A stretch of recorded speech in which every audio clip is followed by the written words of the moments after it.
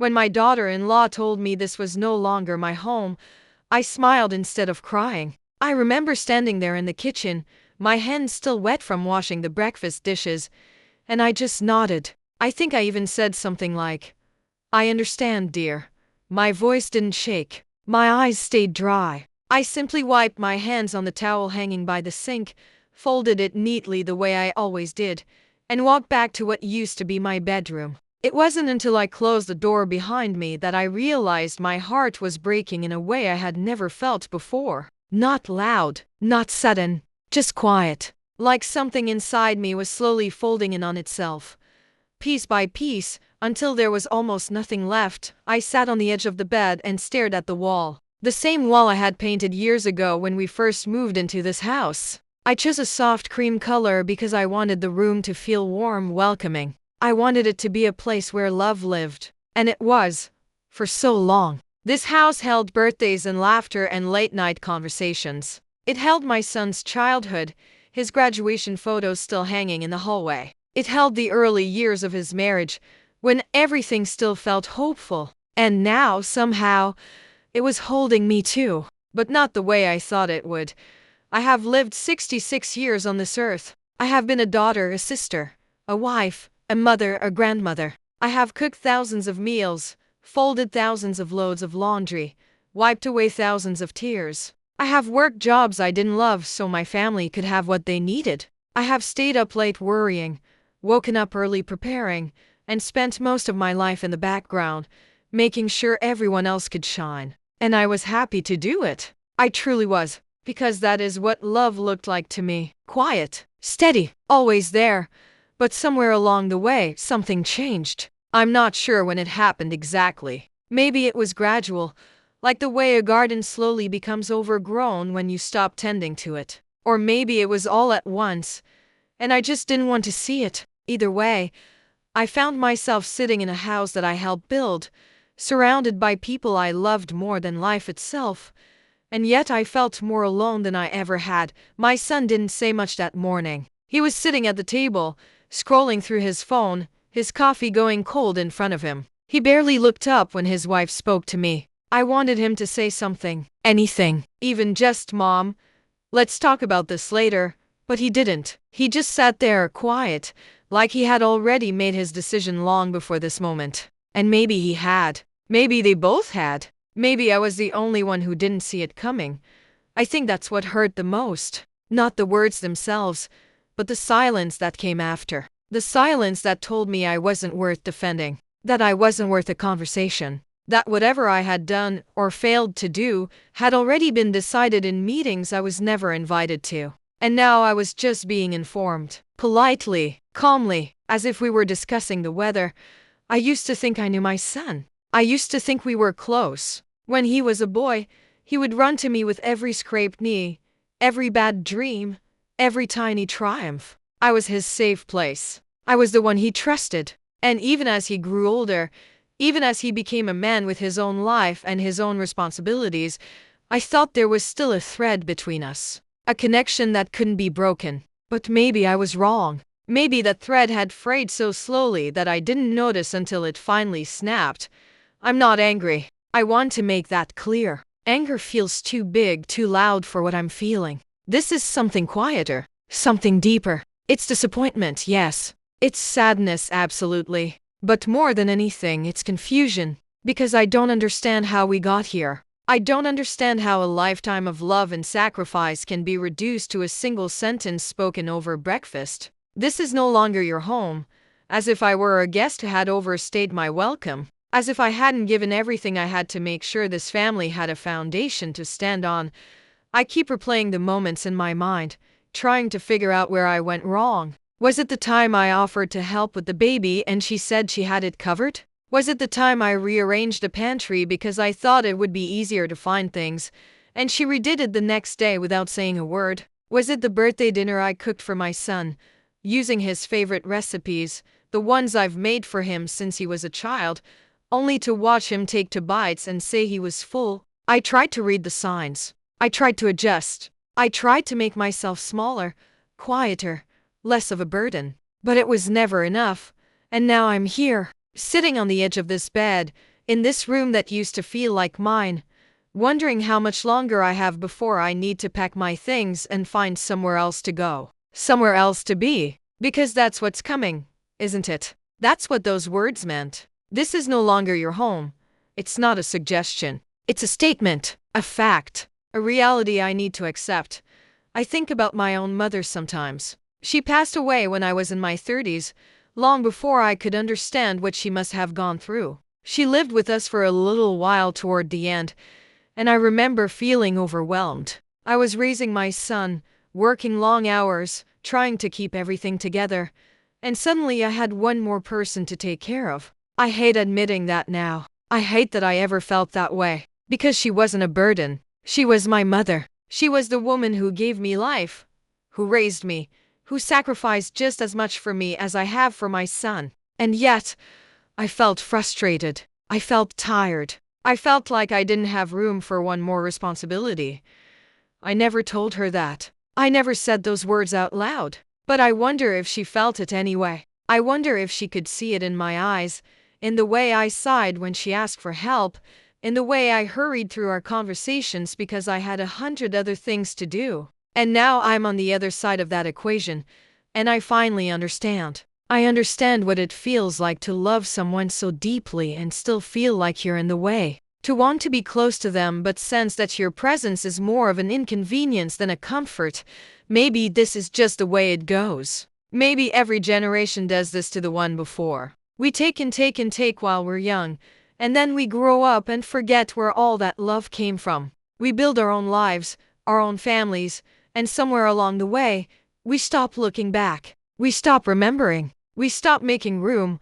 But I don't want to believe that. I don't want to believe that all the years I spent loving my son, all the sacrifices I made, all the ways I tried to be there for him, mean nothing now. I don't want to believe that love has an expiration date. That once you're no longer useful, once you're no longer needed in the same way, you become disposable.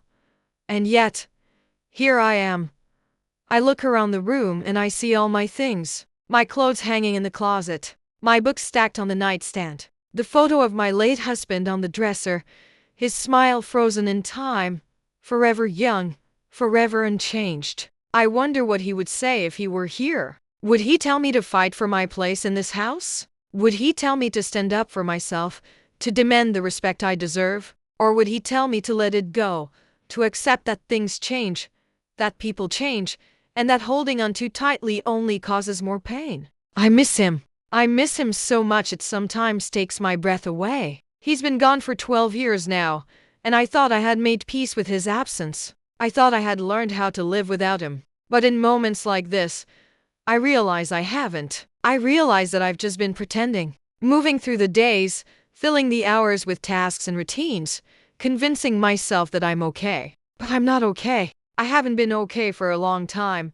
When he was alive, I had a partner, someone who saw me, someone who valued me, someone who made me feel like I mattered.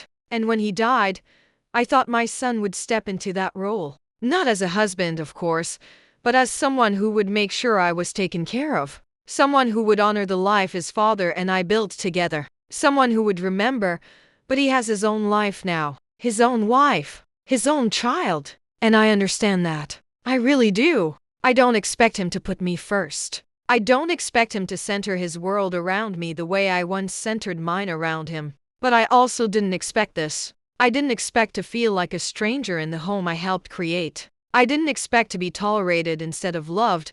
There's a part of me that wants to leave right now, to pack my bags, walk out the door, and never look back, to prove that I don't need them, that I can be fine on my own. But the truth is, I don't know if I can. I don't know where I would go. I don't know how I would start over at 66 years old. And more than that, I don't want to go. Because despite everything, despite the hurt and the loneliness and the quiet rejection, this is still my family. This is still my son. And I still love him. Maybe that's the hardest part. The fact that love doesn't just disappear, even when it's not returned the way you hoped. Even when it's taken for granted. Even when it's met with silence. It's still there, sitting in your chest, refusing to leave, refusing to let you move on. And so you stay. Not because you're weak, but because you don't know how to stop caring. You don't know how to turn off a lifetime of devotion. So I sit here on the edge of this bed, in this house that is no longer mine, and I wait. I wait to see what happens next. I wait to see if my son will come to my room later and apologize. Tell me his wife didn't mean it. That of course this is still my home. I wait to see if she will soften, if she will realize that her words were too harsh, too final. I wait to see if anything will change. But deep down, I know it won't. Deep down, I know that this is just the beginning. That more changes are coming. That my place in this family is shrinking. And no amount of hoping or waiting or loving will stop it. And still, I smile. I keep my voice calm. I fold the towel neatly. Because that's what I've always done. That's who I've always been. The one who holds it together. The one who doesn't make a scene. The one who absorbs the pain so everyone else can be comfortable. But tonight, alone in this room, I let myself feel it. I let the sadness sit with me. I let the tears come, quiet and slow, rolling down my cheeks and onto my lap. I let myself grieve, not just for this moment, but for everything that led to it. For all the small rejections I ignored. For all the times I told myself it was fine when it wasn't. For all the ways I tried to be enough and never quite succeeded. And when the tears finally stop, when the room grows dark and the house falls silent, I lie down and close my eyes. I don't know what tomorrow will bring. I don't know how much longer I can stay here. I don't know if things will get better or if they will only get worse.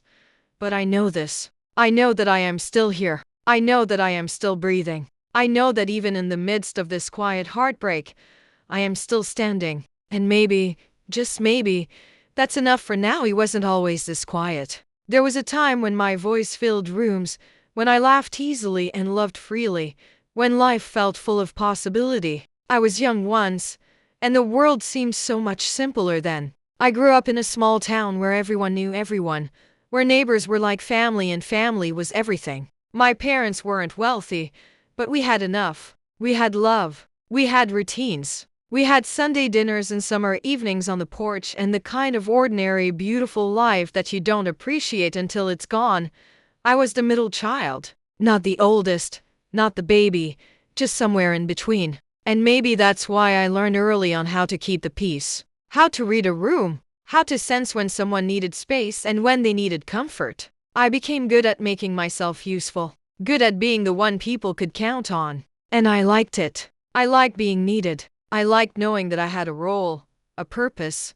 When I met my husband, I was 22 years old. He was 25, working at a factory just outside of town, saving up for a future he wasn't quite sure of yet. We met at a church picnic of all places. I was helping serve lemonade, and he came up with this shy smile and asked if I'd made it myself. I told him I had, even though I hadn't. My mother made it. But something about the way he looked at me made me want to impress him, made me want to be more than I was.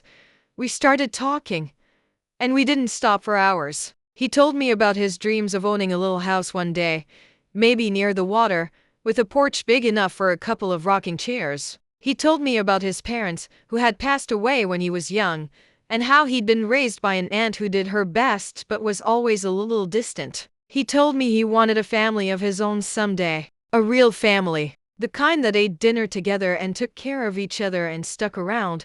I told him I wanted that too. And I meant it. I wanted to build something solid. Something lasting. Something that wouldn't disappear the way so many things in life seem to. We got married a year later. It was a small ceremony. Just close family and a few friends. But it was perfect. I wore a simple white dress that my mother had altered for me. And he wore a suit he borrowed from a cousin. We didn't have much money, but we had each other. And at the time, that felt like everything. Our first apartment was tiny. 1 bedroom, a kitchen barely big enough for 2 people, and a bathroom with a leaky faucet we could never quite fix. But we made it home. We painted the walls. We hung curtains. We bought a used couch from a neighbor and a kitchen table from a yard sale. And we were happy. Truly, deeply happy.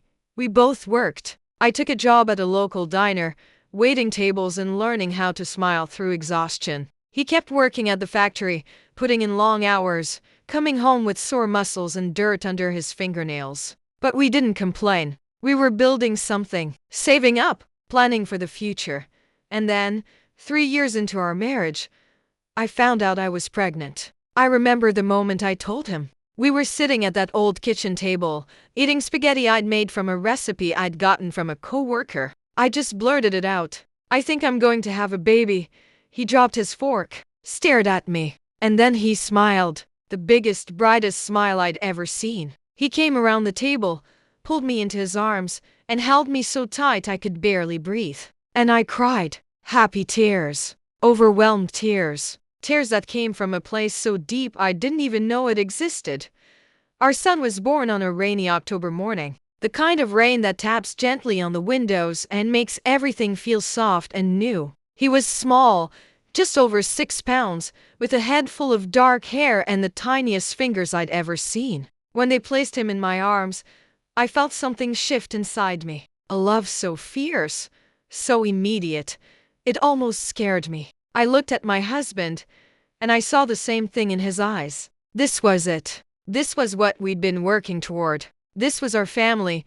I stayed home with our son for the first few years. Money was tight, but we managed. We always managed. I learned how to stretch a dollar, how to make meals out of almost nothing, how to mend clothes instead of buying new ones. I learned how to function on 3 hours of sleep, how to soothe a crying baby at 2 in the morning, how to find joy in the smallest moments. A smile, a laugh. The way his little hand would wrap around my finger. My husband adored him. He would come home from work, exhausted, and still find the energy to play, to read bedtime stories, to build block towers and make silly faces. He was a good father, a good man, and I loved him even more for it. As our son grew, we grew with him. We moved into a bigger apartment, and eventually, we saved enough to buy a small house. It wasn't much, but it was ours. 3 bedrooms, a little backyard, a front porch where we'd sit on summer evenings and watch the neighborhood kids ride their bikes. It was everything we'd dreamed of. I went back to work part-time when our son started school. I wanted to contribute. I wanted to help build the life we were creating. I worked at a grocery store, stocking shelves and running the register. It wasn't glamorous, but it was honest work. And it gave me a sense of purpose beyond being a mother and a wife. I was still me, still a person with something to offer the world. Our son did well in school. He was bright, curious, always asking questions. He loved science and building things and figuring out how stuff worked. My husband and I would joke that he got his brains from me and his work ethic from his father. But really, he was his own person. Even as a child, he had this quiet determination, this focus. When he set his mind to something, he didn't stop until he figured it out. We were proud of him. So proud. We went to every school event, every parent-teacher conference, every sports game even though he wasn't particularly athletic. We cheered him on. We encouraged him. We made sure he knew he was loved, that he was supported, that he could be anything he wanted to be. And then he grew up. It happened faster than I expected. One day he was a boy asking me to help with his homework, and the next he was a teenager with his own opinions and his own life. He started spending more time with friends, less time with us. He got his first job, his first girlfriend, his first taste of independence. And I was happy for him. I wanted him to grow. I wanted him to become his own person, but I also missed him. I missed the little boy who used to crawl into bed with us on Saturday mornings. I missed the conversations we used to have. I missed feeling needed. My husband noticed it too. He would hold my hand on the couch and say, "He's growing up. That's what's supposed to happen." And I knew he was right. I knew this was natural. But it still hurt in a way I wasn't prepared for. When our son went off to college, the house felt empty. We still had each other, of course. But it was different, quieter. We had to relearn how to be just the two of us. How to fill the space that used to be occupied by a child's laughter and energy. We did okay. We took up hobbies. We traveled a little. We spent more time with friends. We rediscovered each other in small ways. And it was good. It was a different kind of good, but it was still good. And then, after college, our son met someone. A woman he worked with. He talked about her all the time. How smart she was. How ambitious. How driven. I could hear the excitement in his voice, and I was happy for him. I wanted him to find love. I wanted him to experience what his father and I had. They dated for 2 years before he proposed. And when he told us, we celebrated. We took them out to dinner, raised our glasses, and toasted to their future. She seemed nice. A little reserved, maybe. A little formal, but nice. I figured she was just nervous. Meeting the parents is always a bit awkward. The wedding was beautiful. They had it at a venue by the lake, with white flowers and soft music and a sunset that painted the sky in shades of pink and gold. I cried during the ceremony. Not sad tears, but proud ones. My son was starting his own family, and I was so grateful to be there to witness it.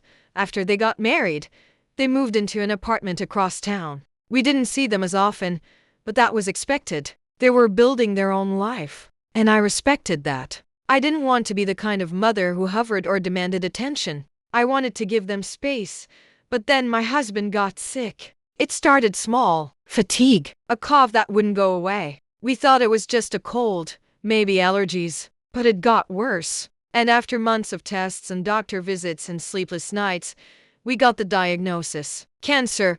Everything changed after that. Our world shrank down to hospital rooms and treatment schedules and the constant, gnawing fear that we were running out of time. I quit my job to take care of him. I became his nurse, his caregiver, his everything. And he fought. He fought so hard. But in the end, it wasn't enough. He passed away on a quiet Tuesday afternoon. I was holding his hand. Our son was there too, standing at the foot of the bed, his face pale and his eyes red. And when it was over, when the room fell silent and the machine stopped beeping, I felt something inside me break. Not loudly, not dramatically, just a quiet, irreversible crack.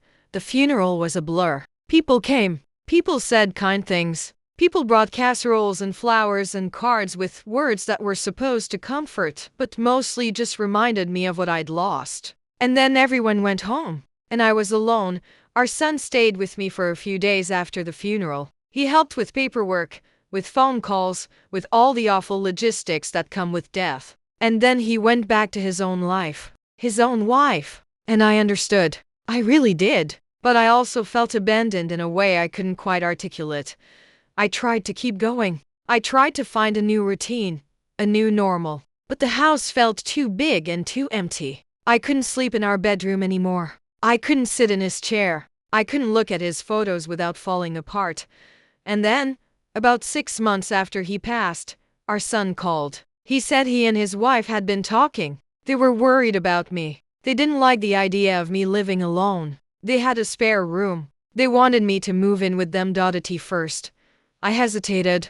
I didn't want to be a burden. I didn't want to intrude on their life. But they insisted. They said it would be good for all of us. That I could help with the baby they were expecting. That we could be a family again.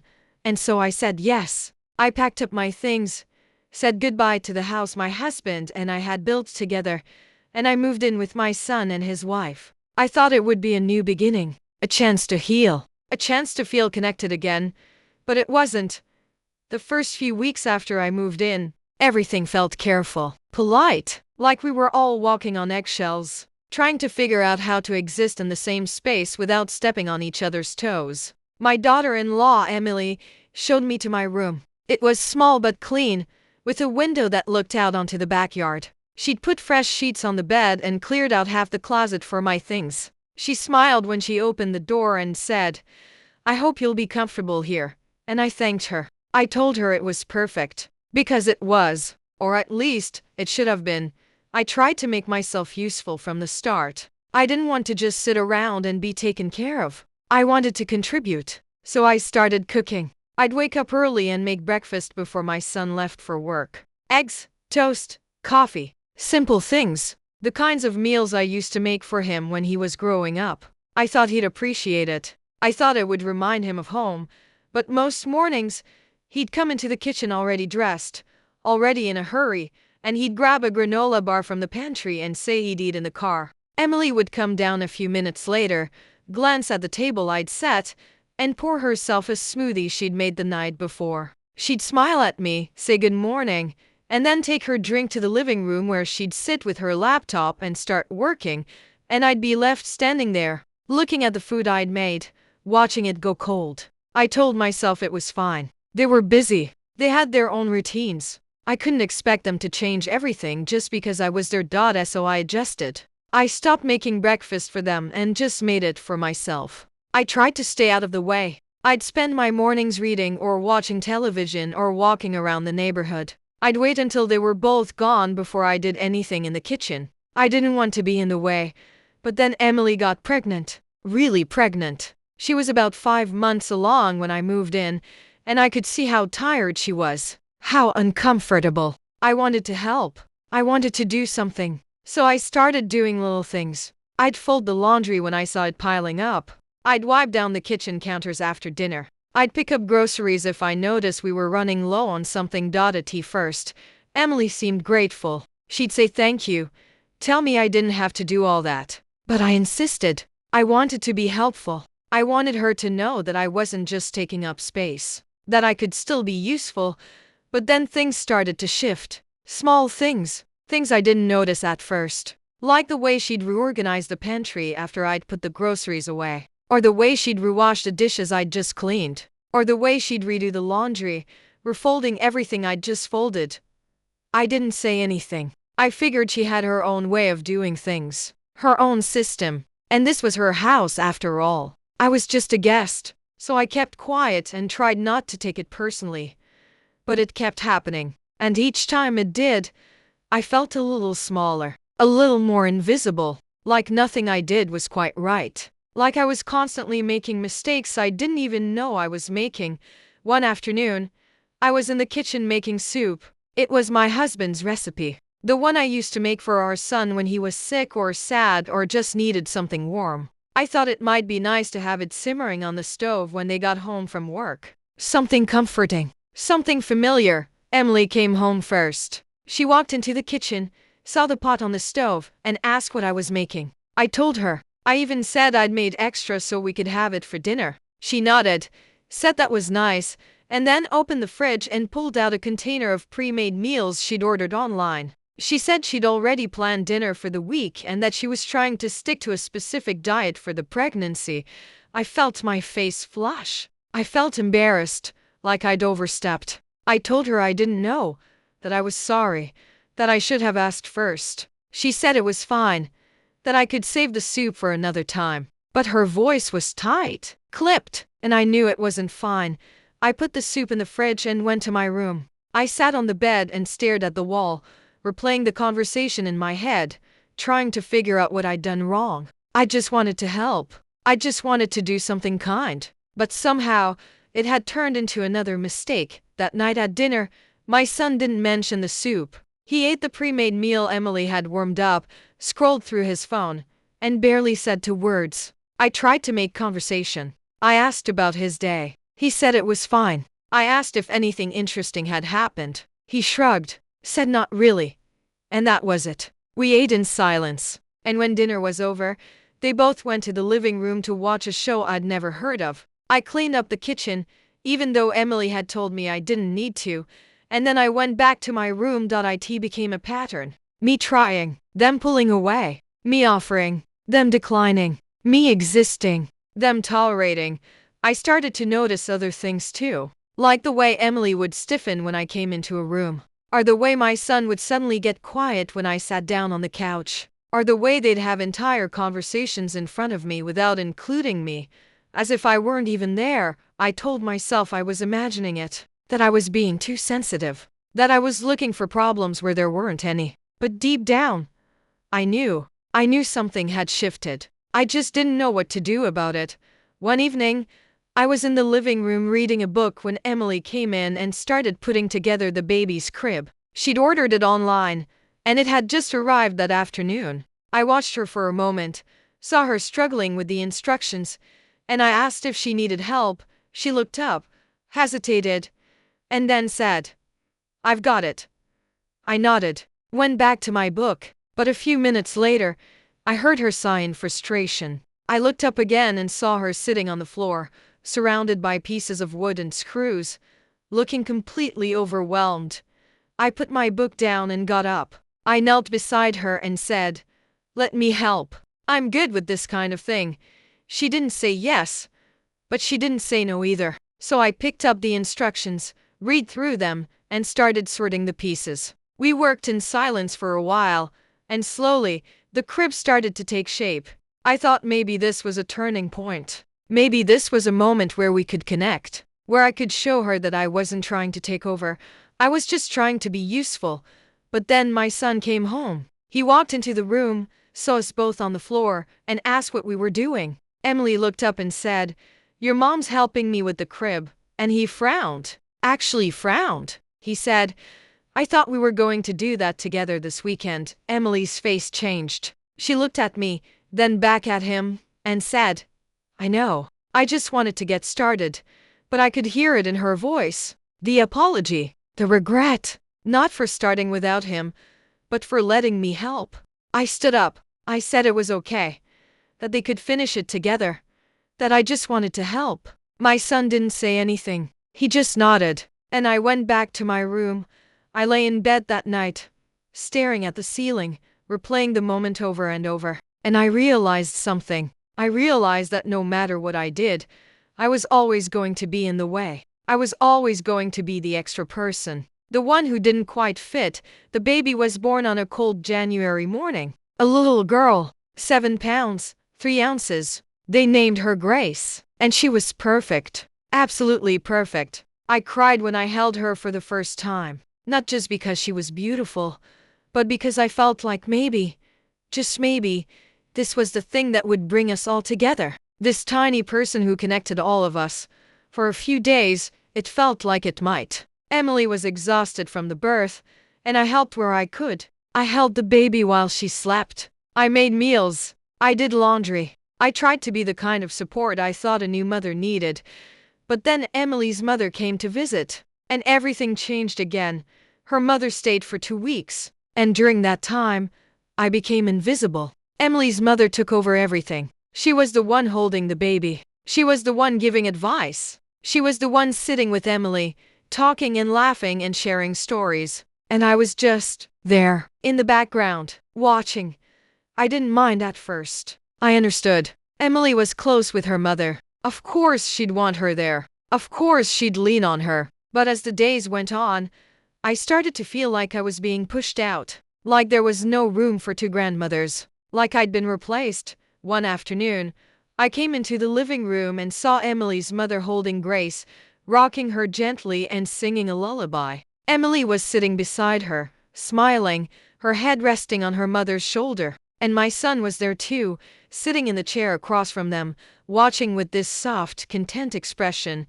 I stood in the doorway for a moment, waiting for someone to notice me, to invite me in. But no one did. So I turned around and went back to my room. I didn't cry. I just sat there, numb, wondering how I'd ended up here, wondering how I'd become so irrelevant. When Emily's mother finally left, I thought things would go back to normal, or at least, whatever version of normal we'd managed to create. But they didn't. If anything, it got worse. Emily became more protective of the baby. She didn't like the way I held her. She didn't like the way I talked to her. She didn't like it when I tried to soothe her when she cried. She'd take Grace from my arms and say, "I've got her," in that same tight, clipped voice, and my son just went along with it. He never questioned her, never defended me, never even seemed to notice that I was being pushed further and further to the edges. I stopped offering to help. I stopped trying to be involved. I just existed. I stayed in my room most of the time. I came out for meals, though I started eating quickly and leaving as soon as I was done. I didn't want to overstay my welcome at the dinner table. I didn't want to be a burden. The weeks turned into months. Grace grew. She started smiling, then laughing, then rolling over. And I watched it all from a distance. I was there, but I wasn't really part of it. I was like a piece of furniture, something that occupied space but didn't really matter. I tried to find ways to fill my days. I started going on long walks. I'd leave early in the morning and wander through the neighborhood, sometimes for hours. I'd watch other families through their windows, parents playing with their children, couples having coffee on their porches, and I'd wonder what their lives were like, if they were happy, if they felt connected, if they ever felt as alone as I did.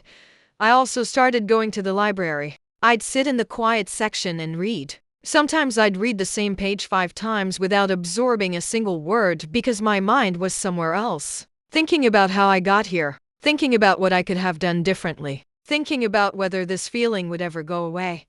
One afternoon, I was walking back from the library when I ran into an old friend, someone I hadn't seen in years. We'd worked together at the grocery store back before my husband got sick. She looked older, grayer, but her smile was the same, warm, genuine.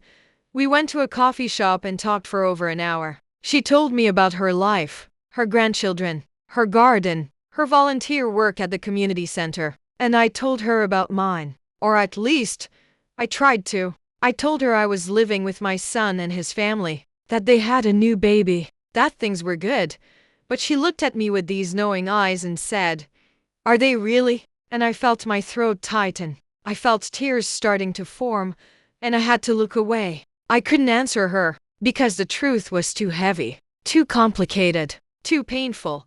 She reached across the table and squeezed my hand. She didn't push. She didn't ask for details. She just said, "If you ever need to talk, I'm here." I thanked her. We exchanged phone numbers, and when I left, I felt both lighter and heavier at the same time. Lighter because someone had seen me, someone had noticed, but heavier because acknowledging the truth made it real in a way it hadn't been before. When I got back to the house, Emily was in the living room with Grace. The baby was on a playmat, reaching for colorful toys hanging above her. Emily was sitting beside her, taking photos with her phone. She barely glanced up when I walked in. I stood there for a moment, watching them, and I felt this overwhelming urge to say something, to ask if I could sit with them, to ask if I could be part of this moment. But I didn't, because I knew what would happen. She'd say yes, because she's polite, but her body would tense. Her smile would become forced, and I'd spend the whole time feeling like I was intruding. So I just said I was going to my room to rest, and she nodded, said okay, and I walked away. That night, I lay in bed and thought about my friend's question, "Are they really?" And I realized that I'd been lying, not just to her, but to myself. I'd been telling myself that things were fine, that this was just an adjustment period, that eventually we'd find our rhythm. But deep down, I knew better. Deep down, I knew that I didn't belong here. Not really. And the worst part was that I didn't know what to do about it. I didn't have anywhere else to go. I didn't have enough money to live on my own. I didn't have the energy to start over. So I was stuck in a house where I wasn't wanted, stuck in a family that had moved on without me. I started having dreams about my husband, not the sick version of him, but the healthy one, the one who laughed and told bad jokes and held me close on the couch. In my dreams, we'd be back in our old house, back in our old life, and everything would be okay. But then I'd wake up, and I'd remember that he was gone, that our house was gone, that everything I'd built was gone, and I'd have to get up and face another day in this place that didn't feel like home. The distance between us kept growing. It wasn't dramatic. There were no big fights or harsh words. It was quieter than that, more insidious. It was in the way conversations stopped when I entered a room, in the way my son and Emily would exchange glances when I said something, as if they were communicating in a language I didn't understand, in the way I was slowly being written out of the story of this family. I started to notice that they made plans without telling me. I'd come home from one of my walks and find out they'd taken Grace to the park, or they'd gone out to dinner, or they'd visited Emily's parents. And when I'd ask about it, they'd say they didn't think I'd be interested, or they thought I was resting, or they didn't want to bother me. But I knew the truth. They just didn't want me there.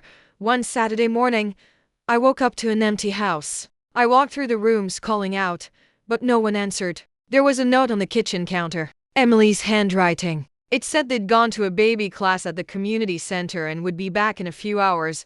I stood there holding that note, and I felt something crack inside me. Not because they'd gone without me, but because they hadn't even considered including me. I was Grace's grandmother. I should have been invited. I should have been wanted, but I wasn't.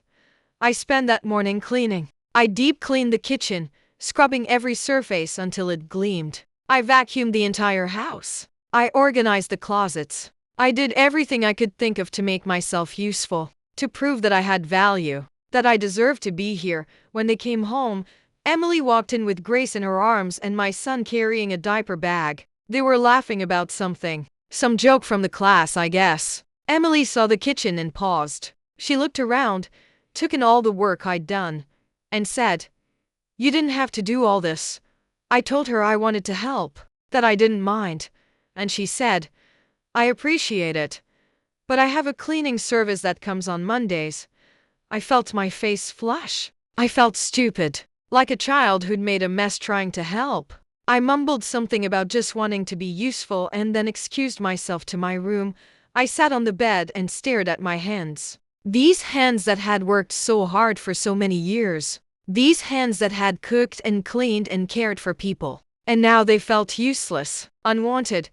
I started withdrawing even more after that. I stopped trying to help with anything. I stopped making conversation at dinner. I just ate quietly and then retreated to my room. I became a ghost in that house, present but not really there, and no one seemed to notice. Or if they did, they didn't say anything. Grace turned 6 months old, then 7, then 8. I watched her grow through snippets and stolen moments. I'd hear her laughing from my room and I'd open the door just a crack to peek out. I'd see my son tossing her in the air, see Emily clapping and cheering, see this beautiful family moment that I wasn't part of, and I'd close the door and sit back down. Sometimes I'd cry, quiet tears that I'd wipe away quickly, as if crying louder or longer would make me even more of a burden. Sometimes I'd just sit in silence, feeling numb, feeling nothing. Sometimes I'd think about my husband and wonder what he'd say if he could see me now. Would he be disappointed?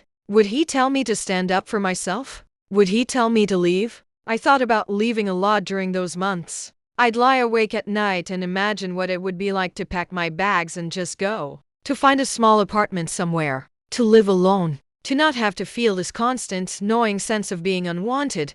But I never did it. Because the truth was, I was scared. Scared of being completely alone. Scared of admitting that this experiment had failed. Scared of breaking what little connection I still had with my son. So I stayed. And I suffered in silence. One evening, my son knocked on my door. It was late, almost 10 o'clock. I was already in bed, reading a book I wasn't really absorbing. I told him to come in. He opened the door but didn't step inside. He just stood in the doorway, hands in his pockets, looking uncomfortable. He asked if I was okay. I said I was fine. He said I seemed quiet lately, distant. I told him I was just tired, that I'd been having trouble sleeping. He nodded, said he understood. And then he said, "Emily and I have been talking. We think it might be good for you to get out more. Maybe join a club or something. Meet people your age." I stared at him, trying to understand what he was really saying. And then it hit me. He wanted me gone. Not from the house necessarily, but from their lives. He wanted me to have something else to do, someone else to be with, so I wouldn't be around so much. I told him that was a good idea, that I'd think about it. He said goodnight and closed the door. And I sat there in the dark, feeling like I'd just been politely asked to make myself scarce. The next day, I looked into local senior centers. I found one that had activities, book clubs, exercise classes, craft sessions. I signed up for a few things, even though I didn't particularly want to go. But I thought maybe it would help. Maybe if I had somewhere to be, I'd feel less invisible. I went to a book club meeting the following Tuesday. There were about 10 women there, all around my age or older. They were discussing a novel I hadn't read. I sat quietly in the back, listening to them talk. They seemed nice. They seemed happy. But I felt like an outsider, like I didn't belong there either. When the meeting ended, a few women came up to introduce themselves. They asked if I'd enjoyed the discussion. I said I had, even though I hadn't really followed most of it. They asked if I'd be back next week. I said I would try, but I didn't go back, because sitting in a room full of strangers talking about a book felt just as lonely as sitting in my room at the house. Around this time, Grace started teething. She was fussy, crying a lot, not sleeping well, and I could hear it all from my room. I could hear Emily trying to soothe her. I could hear my son pacing the hallway at 2 in the morning, and I wanted to help. I wanted to go out there and offer to take a shift, to let them sleep. But I didn't, because I knew they didn't want my help. One night, the crying was particularly bad. It went on for over an hour. I lay in bed listening, my heart breaking for that little girl who was in pain and for the parents who were exhausted. And finally, I couldn't take it anymore. I got up, put on my robe, and opened my door. I walked down the hall to the nursery. Emily was in there, rocking Grace, looking completely drained. My son was leaning against the wall, rubbing his eyes. I said, "Let me take her for a while. You both need to sleep." Emily looked at me like I'd said something strange. She said, "We've got it." I said, "I know you do, but I'm here. Let me help." My son said, "Mom, it's fine. We're managing." And I just stood there, feeling stupid, feeling rejected. Again, I said okay and went back to my room. But I couldn't sleep. I just lay there, listening to Grace cry, listening to my son and Emily struggle, and feeling completely helpless. The next morning, I came out to find them both asleep on the couch. Grace finally quiet in her bassinet beside them. They looked exhausted. I made coffee, left a cup for each of them on the table, and then went for a walk. I walked for hours that day. I walked until my feet hurt and my legs ached. I walked until I was so tired I couldn't think anymore. And when I came back, the house was quiet. Emily was in the shower. My son was at work. And Grace was napping. I went to my room and sat on the bed. And I made a decision. I couldn't keep living like this. I couldn't keep existing in this in-between space where I wasn't really part of the family, but wasn't really separate from it either. Something had to change. I decided I would talk to my son. Really talk to him. I would tell him how I was feeling. I would ask him if he wanted me here. And if he didn't, I would leave. I would find somewhere else to go, somehow. But days passed and I couldn't find the courage to do it. Every time I saw him, the words would stick in my throat. Because I was terrified of what he might say. Terrified that he would confirm what I already knew. That I wasn't wanted. So I stayed quiet. And the distance kept growing. Grace turned 9 months old. Emily threw a small party. Just family, she said. Her parents came. Her sister. A few friends. And me. I helped set up. I brought out food. I tried to be useful. But I felt like hired help. Like I was there to serve, not to celebrate. During the party, I watched everyone interact with Grace. Watched them pass her around, take photos, laugh at her little babbles. And I stood in the corner, holding a plate of cookies no one was eating, feeling completely alone in a room full of people. Emily's mother came up to me at one point. She said it was nice to see me, asked how I was doing, and I said I was fine. She looked at me with this pitying expression and said, "It must be hard, living with them. Young couples need their space, you know." I nodded, said I understood, and she patted my arm and walked away. I wanted to scream. I wanted to say, "This is my son. This is my granddaughter. I should be allowed to take up space here." But I didn't. I just smiled and nodded and went back to holding my plate of cookies. After the party, after everyone left, I helped clean up. Emily thanked me, said I didn't have to, but I did it anyway. And then I went to my room and cried. Really cried. The kind of crying that comes from deep in your chest and makes your whole body shake. I cried for the life I'd lost, for the husband who was gone, for the son who had grown distant, for the family I thought I'd have in my old age. And when I was done crying, I felt empty, hollow, like there was nothing left inside me. I thought about my husband's face, the way he used to look at me, the way he used to make me feel seen, valued, loved, and I missed him so much it physically hurt. I fell asleep that night with swollen eyes and a heavy heart. And I dreamed about the house we used to live in, the one we'd built together, the one with the cream-colored walls and the front porch and all our memories. And when I woke up, I was back in this room that wasn't really mine, in this house that wasn't really home. It happened on a Thursday morning. I remember because Thursdays were grocery days, and I had been planning to ask if they needed anything from the store. I woke up early, like I always did, and made myself a cup of tea. The house was quiet. My son had already left for work, and I assumed Emily and Grace were still sleeping. I sat at the kitchen table, sipping my tea and looking out the window at the backyard. It had rained the night before, and everything looked fresh and clean. The grass was a deep green, and there were puddles reflecting the early morning sky. It was beautiful, peaceful, and for a moment, I let myself feel okay. Then I heard Emily's footsteps on the stairs. She came into the kitchen carrying Grace, who was babbling and reaching for everything. Emily smiled when she saw me, that polite, careful smile I'd gotten used to. She said good morning. I said good morning back. Asked if she slept well. She said not really. Grace had been up half the night again. I offered to watch her for a bit so Emily could rest. And Emily hesitated. I could see her thinking, weighing her options. And then she said, "Actually, I need to talk to you about something." My heart sank. I knew from her tone that this wasn't going to be good. But I kept my face calm. I told her okay. She put Grace in her high chair and gave her some small pieces of banana to keep her occupied. Then she sat down across from me at the table. She folded her hands in front of her, took a breath, and said, "I've been thinking a lot about our living situation." I didn't say anything. I just waited. She continued, "I know you moved in to help us after your husband passed, and we really appreciate everything you've done. But I think it's time we talk about what comes next." I felt my chest tighten. I asked her what she meant. She said, "You've been here almost a year now, and I think we all need to be honest about whether this arrangement is working."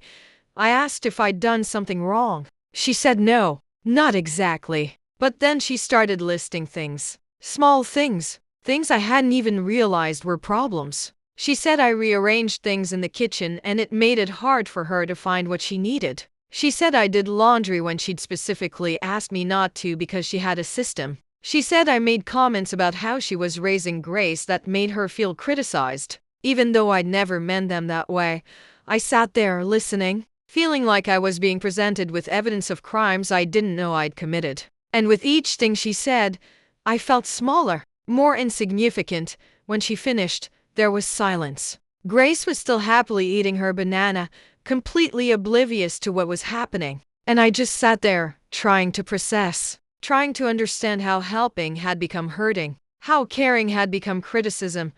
I told her I was sorry, that I didn't know, that I would do better. And she said, "I know you mean well. I really do. But I think the issue is bigger than that. I think the issue is that this house isn't big enough for all of us." I asked what she was saying, and that's when she said it. The words that would replay in my mind for months. She said, "I think it's time for you to find your own place. I think we all need our own space." I felt like I'd been slapped. I felt the air leave my lungs. But I kept my face neutral. I kept my voice steady. I asked if this was what my son wanted too. She said they'd talked about it, that he agreed. And I felt something break inside me. Because hearing that he'd been part of this conversation, that he'd agreed to this, that he wanted me gone too, it was almost more than I could bear. I asked how long I had.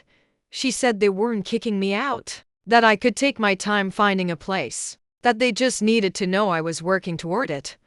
I nodded, said I understood, said I would start looking, and then I stood up, excused myself, and walked to my room on legs that felt like they might give out at any moment. I closed the door behind me and stood there, leaning against it, trying to breathe, trying not to fall apart. Because if I started crying now, I didn't think I'd be able to stop. This was no longer my home. Those were the words running through my mind. This is no longer your home. I sat on the bed and looked around the room, at the few belongings I'd brought with me, at the life I'd tried to build here, and I realized it had all been an illusion. I'd been tolerated, not welcomed, accommodated, not included. And now that tolerance had run out, I spent the rest of the day in my room. I heard Emily moving around the house, heard Grace's little sounds, heard the normal rhythms of a family going about their day. But I felt separate from it, more separate than I'd ever felt before. My son came home from work that evening. I heard him talking to Emily in the kitchen, heard their voices low and muffled. And I knew they were talking about me, about the conversation that morning, about how I'd reacted. Part of me wanted to go out there and confront him, to ask him how he could do this to me, to ask him if he remembered all the years I'd spent raising him, all the sacrifices I'd made, all the love I'd given. But another part of me, the quieter, more defeated part, knew it wouldn't matter, because he'd already made his choice, and I wasn't it. I stayed in my room through dinner. Emily knocked once, asked if I wanted to eat. I told her I wasn't hungry, and that was true. I felt sick to my stomach, like I might throw up if I tried to eat anything. Later that night, there was another knock, softer this time, and then my son's voice saying, "Mom, can I come in?" I told him yes. He opened the door and stepped inside. He looked uncomfortable, guilty. He sat down in the chair by the window and said, "Emily told me you guys talked this morning." I said we did. He said, "I'm sorry. I know this is hard." I asked him if he really wanted me to leave, and he didn't answer right away. He looked down at his hands, fidgeted with his wedding ring, and finally said, "I think it might be better for everyone." I asked him to explain what he meant by everyone. He said, "You're not happy here, Mom. I can see that. And Emily's stressed. And I'm caught in the middle. I think we all need some space." I told him I would have been happy if I'd felt wanted, if I'd felt included, if I'd felt like part of the family instead of a guest who'd overstayed her welcome. He said he didn't know I felt that way, that I never said anything. And I wanted to scream, because how could he not know? How could he not see the way Emily treated me? How could he not notice that I'd been slowly disappearing? But I didn't scream. I just said, "I'm saying something now." He was quiet for a moment, and then he said, "What do you want me to do, Mom?" I wanted him to fight for me. I wanted him to tell Emily that I was his mother and I deserved to be treated with respect. I wanted him to choose me just once, but I knew he wouldn't, so I just said, "I want you to be happy."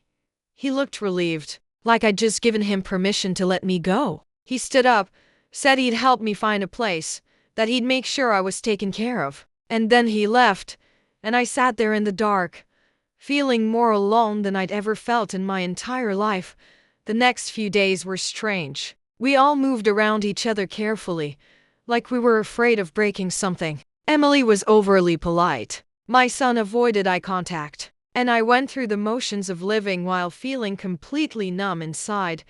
I started looking at apartments online. Small one-bedroom places that I could afford on my limited income. They all looked the same. Beige walls, cheap carpet, tiny kitchens. Nothing that felt like home. But then again, I wasn't sure I knew what home felt like anymore. I didn't tell anyone what I was doing. Not my son, not Emily, not my old friend from the coffee shop. I just scrolled through listings late at night, imagining myself in these empty spaces, trying to picture a life where I existed alone. One afternoon, I was looking at an apartment listing when Grace started crying in the other room. It was that particular kind of cry that meant she was tired but fighting sleep. I heard Emily trying to soothe her, heard her voice getting more and more frustrated. I closed my laptop and sat there, listening. And without really thinking about it, I got up and walked to the nursery. Emily was pacing back and forth, bouncing Grace, looking exhausted. I said, "Let me try." Emily looked at me with surprise. And maybe because she was too tired to argue, she handed Grace to me. I took that warm little body in my arms and started swaying gently. I hummed a lullaby my own mother used to sing to me. And slowly, gradually, Grace's cries turned to whimpers, and then to soft breaths, and then to sleep. I looked down at her peaceful face, at her tiny eyelashes and her rosebud mouth, and I felt my heart break all over again. Because I was going to miss this. I was going to miss her. I was going to miss watching her grow up. I gently placed her in her crib and turned to leave. Emily was standing in the doorway watching. She said, "Thank you." I nodded, and for just a moment, I thought maybe we could talk. Maybe I could tell her how I felt. Maybe we could find a way to make this work. But then she said, "You're really good with her. She'll miss you when you leave." And just like that, the moment was gone. Because her words made it clear. I was leaving. It was decided. There was no discussion to be had. I walked past her and went back to my room. That night, I had a dream about my husband. We were sitting on our old porch, watching the sunset. He had his arm around me, and I had my head on his shoulder, and he said, You deserve better than this." I woke up with tears on my face and an ache in my chest that wouldn't go away. The following week, I went to see an apartment. It was on the second floor of an older building, with creaky stairs and thin walls. The landlord showed me around, pointing out the features like they were selling points. A small balcony, updated bathroom fixtures, coin laundry in the basement. I stood in the middle of the empty living room and tried to imagine my furniture here. Tried to imagine waking up in this space every morning. Tried to imagine this being my life. The landlord asked if I wanted to put in an application. I told him I needed to think about it. He said the place wouldn't last long, that I should decide soon. I nodded and left. I sat in my car in the parking lot for a long time afterward. Just sat there, staring at the building, feeling the weight of everything pressing down on me. This was it. This was what my life had become. Looking at depressing apartments, preparing to live alone, accepting that I was no longer needed by the people I loved most. When I got back to the house, Emily was in the kitchen making dinner. She asked where I'd been. I told her I'd been looking at an apartment. She asked if I found anything. I said maybe, and she said, "That's good. I'm glad you're making progress." As if leaving my family behind was something to be proud of. As if cutting ties with the people I loved was an accomplishment. I went to my room without another word. Later that night, I called the landlord and told him I'd take the apartment. He said he'd email me the application. And just like that, it was done. I had somewhere to go. Somewhere that wasn't here. I should have felt relieved. But all I felt was grief. The next 2 weeks passed in a blur of paperwork and packing. I filled out forms. I wrote checks. I slowly started sorting through my belongings, deciding what to keep and what to let go. And through it all, I felt like I was moving underwater. Everything was slow and heavy and suffocating. My son offered to help me move. He said he'd rent a truck and take a day off work. And I thanked him, even though part of me wanted to refuse. Part of me wanted to tell him that he'd already helped enough, that he'd helped push me right out of his life. But I didn't say that. I just said thank you. Emily was quieter during those 2 weeks. She didn't bring up the move unless I did. She didn't ask about the apartment. She just went about her days, taking care of Grace, working from home, existing in the same space as me without really acknowledging me. And I understood. She'd gotten what she wanted. Now she just had to wait for me to leave. One evening, I was in my room boxing up books when my son knocked and came in. He stood there awkwardly, hands in his pockets, and said, "I know this is hard." I didn't look at him. I just kept packing. He said, "I want you to know that this isn't about you. It's about Emily needing her space. It's about us building our own family." I stopped packing, looked at him, and I said, "Am I not part of your family anymore?" He looked taken aback. He said, "Of course you are. You're my mother." I said, "Then why does it feel like I'm being erased?" He didn't have an answer for that. He just stood there, looking uncomfortable, looking guilty, but not guilty enough to change anything. I turned back to my books and said, "You should go. I have a lot to do," and he left. I finished packing that box, then sat on the bed and stared at the half-empty room. This room that had never really felt like mine. This room that I was leaving behind. And I wondered if anyone would miss me when I was gone. If Grace would wonder where I went. If my son would feel the absence. If Emily would even notice. Probably not. The day of the move came faster than I expected. My son showed up early with a rented truck. He came into my room and started carrying boxes out. We didn't talk much, just worked in silence, loading my life into the back of a truck. Emily stayed in the living room with Grace. I heard her talking to the baby, heard Grace's little laugh, heard the sounds of a normal morning.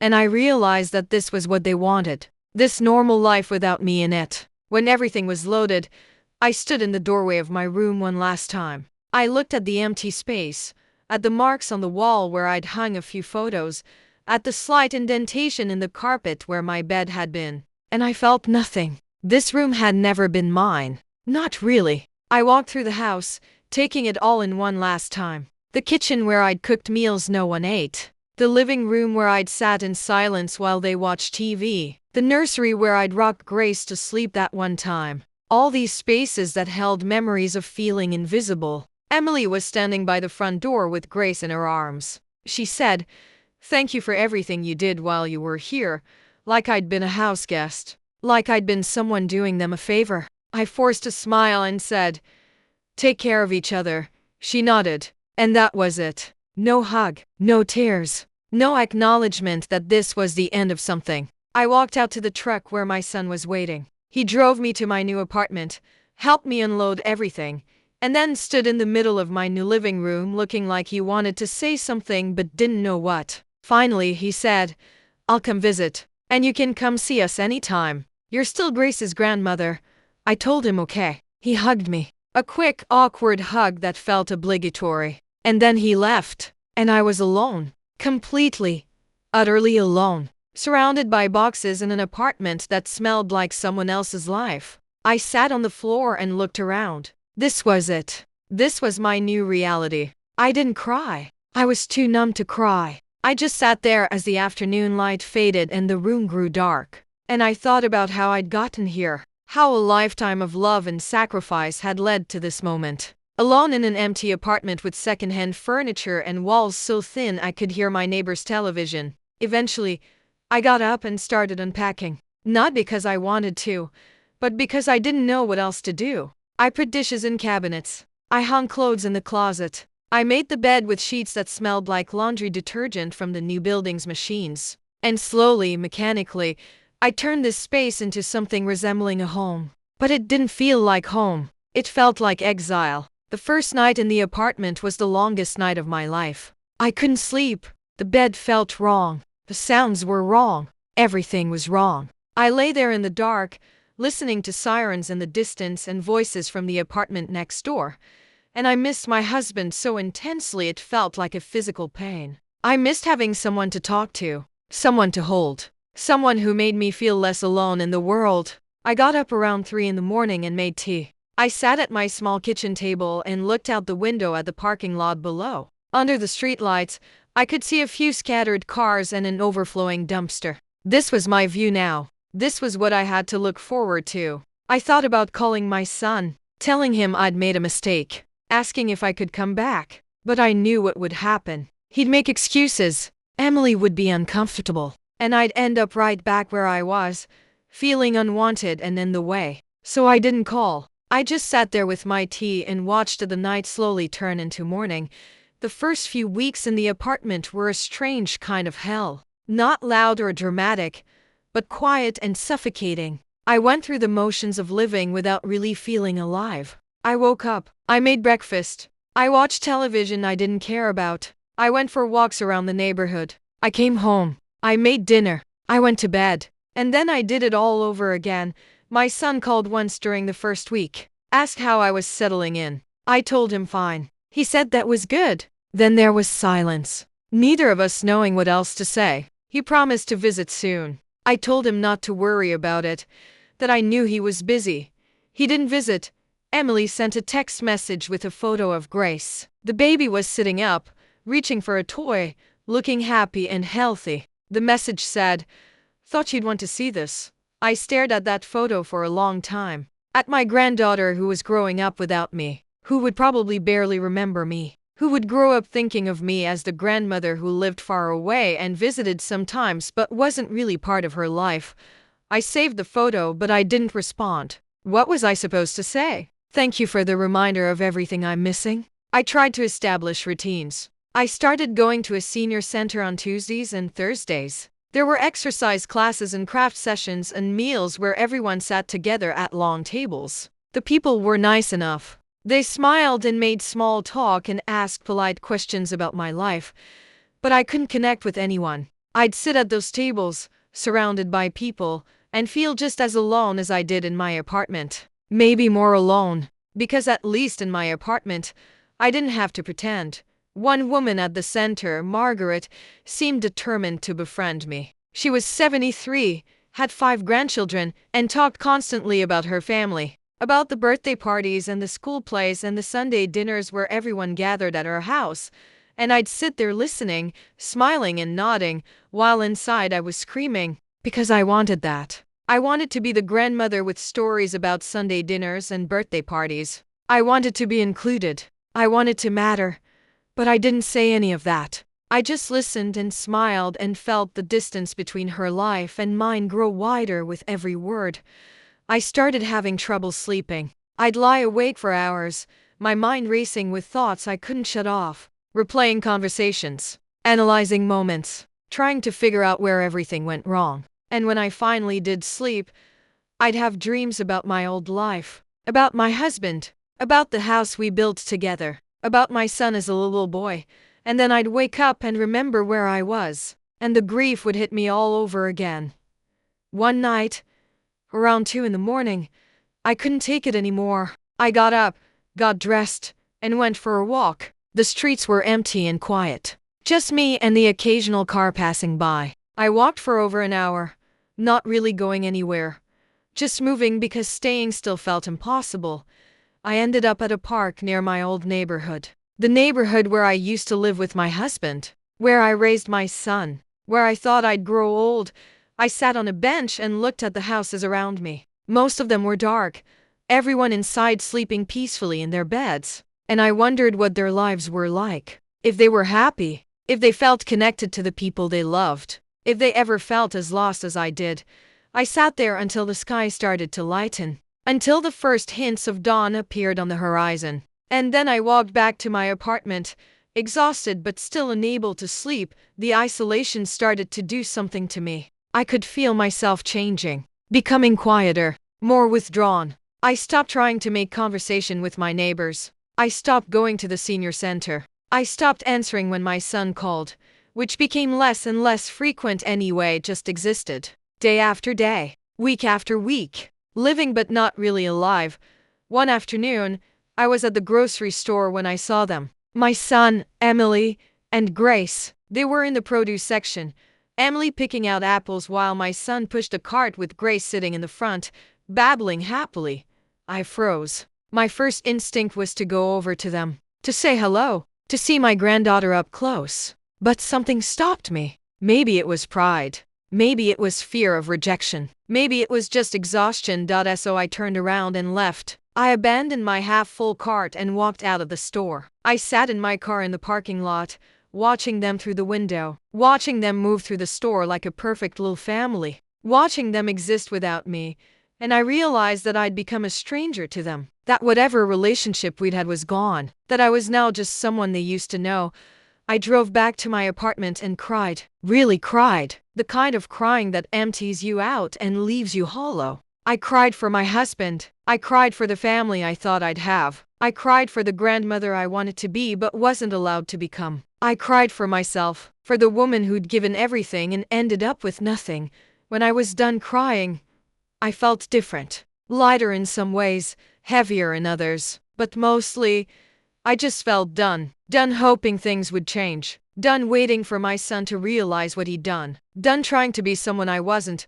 I was 66 years old, living alone in a small apartment, with no purpose and no one who needed me. And I had to figure out how to be okay with that. How to build a life from the pieces I had left. It wasn't going to be the life I wanted. It wasn't going to be the life I'd worked for. But it was the life I had. And I had to find a way to live it. Turning point came on a random Tuesday in March. I'd been living in the apartment for almost 3 months. 3 months of going through the motions, of feeling sorry for myself, of waiting for something to change even though I knew nothing would.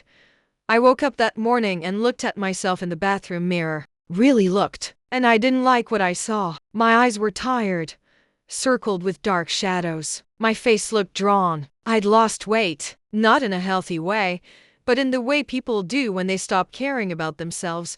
I'd become someone I didn't recognize. Someone defeated. Someone who'd given up. And standing there, staring at my reflection, I made a decision. I couldn't keep living like this. I couldn't keep waiting for my son to rescue me or for Emily to change her mind or for life to magically get better. If I was going to survive this, I had to do it myself. I got dressed, not in the sweatpants and old t-shirt I'd been living in, but in actual clothes. I did my hair. I put on a little makeup, and I went for a walk, but this time, I walked with purpose. I walked to the library a few blocks away. I went inside, got a library card, and checked out 3 books. Books I actually wanted to read, not just something to pass the time. It was a small thing, Tiny, really. But it felt like something. Like a first step. Over the next few weeks, I started taking more steps. Small ones. I started cooking real meals for myself instead of eating cereal or frozen dinners. I started keeping the apartment clean, not because anyone would see it, but because I deserved to live in a space that felt cared for. I started going for walks every morning. Not long ones at first, just around the block. But gradually, I extended them. I explored my neighborhood. I found a park I liked, with a pond and walking trails. I started going there every day watching the seasons change, watching other people jog or walk their dogs or push strollers. And slowly, very slowly, I started to feel a little more human. I also started volunteering. I found an organization that delivered meals to homebound elderly people. I signed up for a shift twice a week. At first, I wasn't sure why I was doing it. Maybe I just needed to feel useful again. Needed to feel like I had something to offer. But it turned out to be exactly what I needed. The people I delivered to were grateful. Genuinely grateful. They smiled when they saw me. They invited me in for a few minutes to chat. They told me about their lives, their families, their struggles, and I realized that I wasn't the only one who was lonely. I wasn't the only one who felt forgotten. There was a whole world of people out there who were living quietly, invisibly, just trying to get through each day. One woman I delivered to, Helen, was 92 years old. She lived alone in a tiny apartment filled with photos of people who looked like they never visited. She always asked me to stay for a few minutes, offered me tea. I always politely declined because I had other deliveries to make. But one day, I accepted. I sat at her small kitchen table and drank weak tea from a chipped cup, and she told me about her life. About her husband who'd passed away 20 years ago. About her 3 children who lived in different states and rarely called. About how she used to be a teacher and loved working with children and missed feeling like she mattered. And I saw myself in her. I saw my future. And instead of it terrifying me, it made me feel less alone. Because she was still here. She was still going. She was 92 years old and alone and forgotten by most of the world.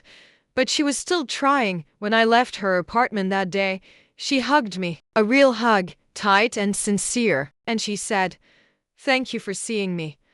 I drove home with tears in my eyes, because I understood exactly what she meant. Being seen, being acknowledged, being treated like a person who matters. That's all any of us really want. I started spending more time with Helen. I'd bring her meals and stay for an hour, sometimes 2. We'd talk about everything and nothing. She told me about her teaching days, about the students she remembered, about the lessons she learned. And I told her about my life, about my husband, about my son, about how I ended up here. She listened without judgment, without trying to fix anything or offer platitudes. She just listened. And sometimes that's the most valuable gift you can give someone. One afternoon, she said something that stayed with me. She said, "We spend so much of our lives taking care of other people, being what they need us to be. And then one day, they don't need us anymore, and we have to figure out who we are without them." I asked her if she'd figured it out. She smiled and said, "I'm still working on it. But I think that's the point. The work, the trying, the refusing to disappear just because someone else decided we weren't necessary anymore." Her words struck something deep inside me, because that's exactly what I'd been doing. Disappearing. Letting myself fade away because my son and his wife had decided I wasn't necessary. But I was still here. I was still breathing. I was still capable of living a full life, even if it wasn't the life I'd planned. I started doing more things for myself. I took a painting class at the community college. I'd never painted before, never considered myself artistic, but I wanted to try something new, something that was just for me. I was terrible at it. My first few paintings looked like a child had done them, but I didn't care. I kept going. I kept trying. And slowly, I got a little better. Not good, but better. The instructor, a woman in her 50s named Carol, noticed my progress. She said I had potential, that I saw things in an interesting way. I didn't believe her, but it felt good to hear anyway. I also started going to a meditation group that met at the library on Wednesday evenings. I'd never meditated before, didn't really understand what it was supposed to do. But I was willing to try anything that might help quiet the noise in my head. The first few sessions were frustrating. I couldn't stop thinking, couldn't stop my mind from racing. But the instructor, an older man named Thomas, said that was normal. That meditation wasn't about stopping your thoughts, but about learning to observe them without getting caught up in them. I didn't understand what he meant at first, but over time, as I kept practicing, I started to get it. I started to see my thoughts as just thoughts, not truths, not commands, just mental chatter that I could acknowledge and then let go. And it helped. It didn't fix everything, but it helped. It gave me a tool for managing the sadness and the anger and the loneliness that still crept up on me. Around this time, my son called. It had been almost 6 weeks since we'd last spoken. He asked how I was doing. I told him I was okay. Better, actually. He sounded surprised. He asked what I'd been doing. I told him about the volunteering, the painting class, the meditation group. And there was silence on the other end of the line. Finally, he said, "That's good, Mom. I'm glad you're finding things to do." I wanted to say so much. I wanted to tell him that I'd had to find things to do because he'd abandoned me. That I'd had to build a life from scratch because the one I'd had with him had fallen apart. But I didn't. I just said thank you. He said Emily wanted to know if I'd like to come over for dinner sometime. That Grace was asking about me, and I felt my heart skip. Grace was asking about me. She remembered me. She wanted to see me. But then I caught myself. I couldn't go back to that place, to that house where I'd felt so small and invisible. I couldn't set myself up to be hurt again. So I told him I was pretty busy these days, but maybe we could meet at a park sometime. Neutral ground. A place where I could see Grace without having to step back into that house full of painful memories. He said okay. Said he'd check with Emily and get back to me. He didn't get back to me. And I tried not to let it hurt. I tried to remember what Helen had said. That I was working on figuring out who I was without them. That I was refusing to disappear. But it still hurt. Of course it did. He was still my son. Grace was still my granddaughter. And I still loved them. Even if that love wasn't returned the way I wanted it to be, I threw myself into my new routines. I delivered meals. I painted. I meditated. I read books and took walks and had tea with Helen. I built a life that was small but mine. And some days, it was enough. Some days, I felt okay. I felt like maybe I could do this. Maybe I could be happy, or at least content, living this quiet life. But other days, the loneliness would crash over me like a wave. I'd be sitting in my apartment, reading or watching television, and suddenly I'd be overwhelmed with the feeling that this wasn't enough. That I was meant for more than this. That I deserved more than this. On those days, I'd let myself feel it. I'd let the sadness wash over me. I'd cry if I needed to. And then I'd get up and keep going. Because that's all I could do. Keep going. One evening, I was at the meditation group when Thomas, the instructor, talked about forgiveness. He said that holding on to anger and resentment was like drinking poison and expecting the other person to die. That forgiveness wasn't about excusing what someone did, but about freeing yourself from the burden of carrying it. I thought about that for days. About whether I could forgive my son and Emily. About whether I even wanted to. Part of me didn't. Part of me wanted to hold on to the anger because it felt justified. They'd hurt me. They'd pushed me out. They'd made me feel worthless. Why should I forgive them? But another part of me was tired. Tired of carrying the weight of it all. Tired of replaying the same painful moments over and over. Tired of being angry. I realized that forgiveness wasn't something I could force. It wasn't a decision I could make once and be done with. It was a process. A slow, painful process of letting go. So I started trying to see things from their perspective. Emily was a new mother, overwhelmed and trying to establish her own family. My son was caught between his wife and his mother, trying to keep everyone happy and failing. They weren't monsters. They were just people. Flawed, imperfect people who'd made choices that hurt me. Just like I'd probably made choices that hurt them without even realizing it. Understanding didn't make the pain go away, but it made it a little easier to bear. I also started writing. I'd never been much of a writer, but I started keeping a journal. Just a place to put all the thoughts and feelings that swirled around in my head. A place to process everything without having to burden anyone else with it. I wrote about my husband, about how much I missed him, about the life we'd built together and how hard it was to keep living without him. I wrote about my son, about my memories of him as a child, about the hopes I'd had for our relationship, about the disappointment of what it had become. I wrote about myself, about who I used to be and who I was becoming, about the things I regretted and the things I was proud of. And slowly, through all that writing, I started to understand something. I started to understand that my worth wasn't dependent on whether my son needed me or whether Emily accepted me or whether Grace remembered me. My worth was inherent. I was valuable because I existed, because I'd lived a life full of love and sacrifice and hard work, because I was still here, still trying, still refusing to give up. It was a revelation that didn't come all at once. It came in pieces, over weeks and months. Small moments of clarity that built on each other until I could see the bigger picture.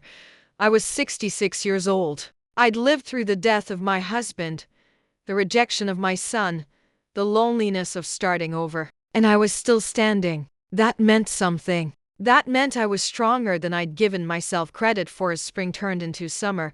I found myself settling into my new life in unexpected ways. The apartment that had once felt like a prison started to feel more like a sanctuary, a place that was truly mine. I decorated it slowly, carefully. I bought plants for the windowsills. I hung artwork from my painting class on the walls. I found a comfortable reading chair at a thrift store and positioned it by the window where the light was best. It wasn't much, but it was home. My home. And that meant something.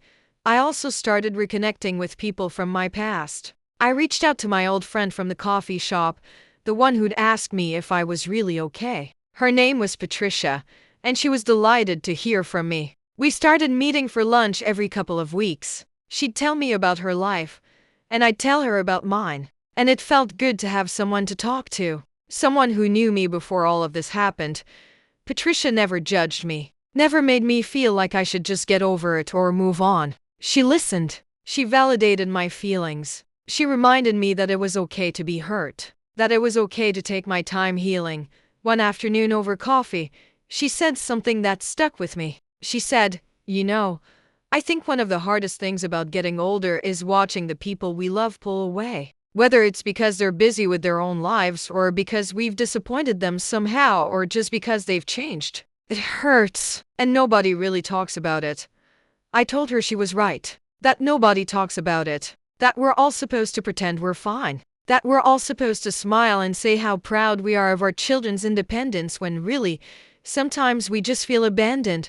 She nodded, said she'd felt the same way with her own kids at times, that it's a normal part of life, but that doesn't make it any less painful. It helped to know I wasn't alone in feeling this way, that other people understood, that this wasn't some personal failing on my part, but a common human experience. Around this time, I also started attending a grief support group at a local church. I'd been resistant to it at first. I didn't think of myself as grieving. My husband had been gone for years. But my therapist, who I'd started seeing once a month, suggested that I might be grieving more than just his death, that I might be grieving the loss of the life I'd expected to have.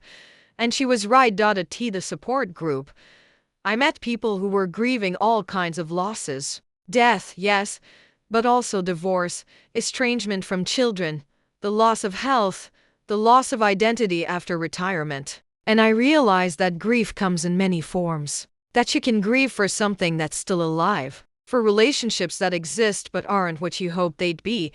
I didn't share much at first. I just listened. But eventually, after several weeks, I found myself talking, telling my story, explaining how I'd ended up alone in an apartment, estranged from my son, missing my granddaughter, and the people in that room listened. They didn't try to fix it. They didn't tell me I should just forgive and forget. They just witnessed my pain, acknowledged it, held space for it. One woman, Sarah, whose daughter hadn't spoken to her in 5 years over some family conflict, came up to me after the meeting. She hugged me and said, "It gets easier. Not better, necessarily, but easier. You learn to carry it." And that became my mantra. You learn to carry it. I started to accept that this pain, this loss, might never fully go away. That I might always feel a pang when I saw mothers and daughters shopping together. That I might always wonder what Grace was doing. That I might always wish things had turned out differently, but I could learn to carry it. I could learn to live with it without letting it consume me. As summer progressed, I received a few more texts from my son. Brief updates, photos of Grace, generic well wishes. I responded politely but didn't try to force more connection than he was willing to give. Part of me wanted to demand more. Wanted to tell him that a text message every few weeks wasn't enough. That I deserved better. But I'd learned something important. I'd learned that you can't force people to love you the way you want to be loved. You can't make someone prioritize you. All you can do is decide how much you're willing to accept and whether it's enough for you. And for now, these small gestures were better than nothing. They were a thread, however thin, connecting me to my family. And I chose to hold on to that thread, even if it wasn't the rope I'd hoped for.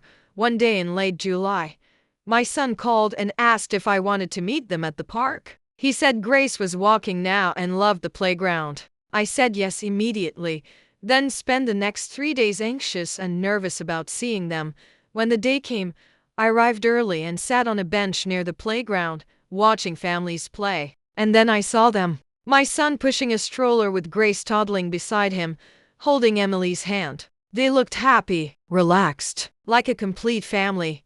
I stood up and waved. My son waved back and walked over. Grace saw me and smiled. A big, beautiful smile that made my heart ache. Emily said hello. She was polite but distant. My son looked uncomfortable, like he wasn't sure what to say, but Grace didn't care about any of that. She walked over to me, arms outstretched, wanting to be picked up, and I lifted her, held her close, breathed in that sweet baby smell, and felt tears prick my eyes. We stayed at the park for about an hour. I played with Grace, pushed her on the swings, helped her climb the small slide. My son and Emily stood nearby, watching but not really engaging. And that was okay. I wasn't there for them. I was there for her. When it was time to go, Grace didn't want to leave me. She cried when Emily took her, reaching back for me with her little arms. And it broke my heart and healed it at the same time. My son said they should do this again soon. I said I'd like that. Emily nodded but didn't commit to anything. I watched them walk away, Grace looking back at me over Emily's shoulder, still reaching. And I stood there long after they'd driven away, just breathing, just feeling. It wasn't perfect. It wasn't what I wanted, but it was something. And I was learning to be grateful for something, even when I still longed for everything. Over the next few months, we met at the park a few more times. Always brief. Always slightly awkward. But each time, I got to see Grace, got to be part of her life, even if only in small doses, and I started to realize that this might be what our relationship looked like now. Not the close-knit family I'd imagined. Not the grandmother who was deeply involved in every aspect of her grandchild's life. But someone who showed up when invited. Someone who loved from a distance. Someone who was learning to accept the limits others placed on the relationship. It hurt. It still hurt, but it was survivable.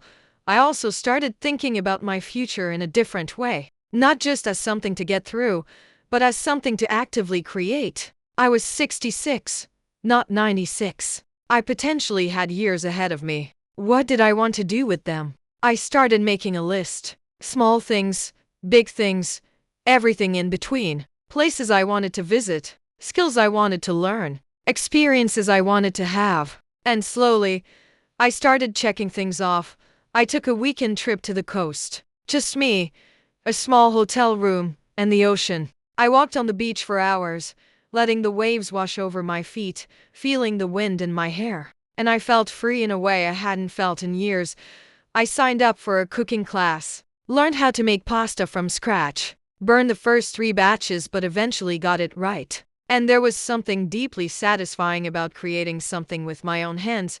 I started volunteering at a literacy program, helping adults learn to read. It was humbling and rewarding and gave me a sense of purpose I'd been missing. I was building a life. Not the life I'd planned. Not the life I'd wanted. But a life nonetheless. A life that had meaning and purpose and moments of genuine joy.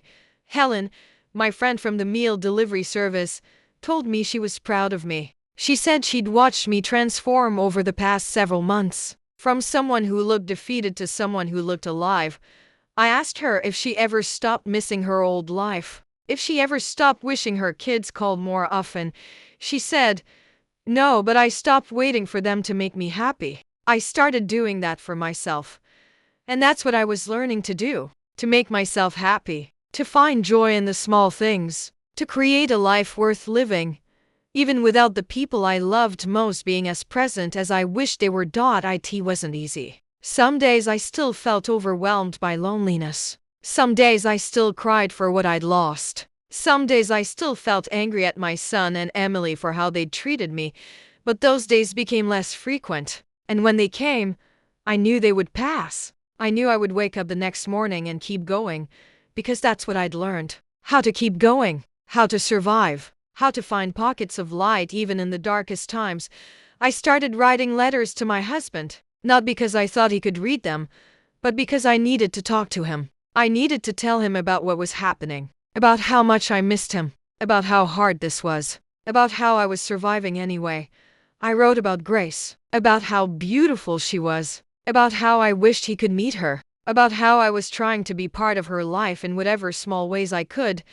I wrote about our son, about my disappointment and my love existing side by side, about how I was learning to accept him as he is, not as I wish he would be. And I wrote about myself, about who I was becoming, about the strength I didn't know I had, about the life I was building from the ruins of the one I'd lost.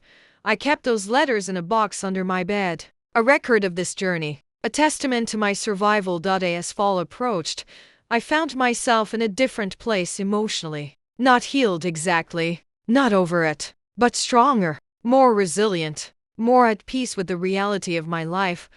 I'd learned that I could survive rejection, that I could survive loneliness, that I could survive the loss of the family structure I'd thought would support me in my old age. I'd learned that I was more capable than I'd believed, that I could build a life on my own, that I could find meaning and purpose outside of being someone's mother or grandmother. I'd learned that love doesn't always look the way we want it to, that sometimes love means accepting what someone can give you, even if it's not enough. That sometimes love means letting go of expectations and just being present for whatever moments you're offered. And I'd learned that I deserved kindness, not just from others, but from myself. That I deserved to treat myself with gentleness and compassion. That I deserved to build a life that felt good to live, even if it wasn't the life I'd planned. These lessons came slowly, painfully. They came through tears and sleepless nights and moments of despair. But they came. And they changed me. I was still the woman who'd been told this was no longer her home. But I was also becoming someone else. Someone who understood that home wasn't just a physical place or a group of people. It was something you carried inside you. Something you created for yourself. And I was learning to build that. One day at a time. One small choice at a time. One moment of courage at a time. Winter came quietly that year. The leaves fell from the trees around my apartment building, and the air turned cold and crisp. I bought a warm blanket and kept it draped over my reading chair. I learned to make soup, real soup that simmered for hours and filled my small apartment with warmth and comfort. I'd been in my apartment for almost a year now. A full year of living alone. A full year of learning who I was without my son's family defining me. And I was surprised to find that I'd not only survived, but in some ways I'd thrived. I wasn't the same person I'd been when I moved out of their house. That woman had been broken, defeated, barely holding herself together. This woman, the one I was becoming, was different. Quieter in some ways, stronger in others. More certain of her worth. More protective of her peace. My relationship with my son had settled into a pattern. We talked on the phone once every few weeks. The conversations were surface level. How was I doing? How was work? How was Grace? We avoided anything too deep, too real. It was easier that way. Less painful for both of us. We still met at the park occasionally, maybe once a month. Grace was almost 2 now, talking more, showing more personality. She called me Grandma now, though I wasn't sure she really understood what that meant. But hearing that word from her lips still made my heart swell.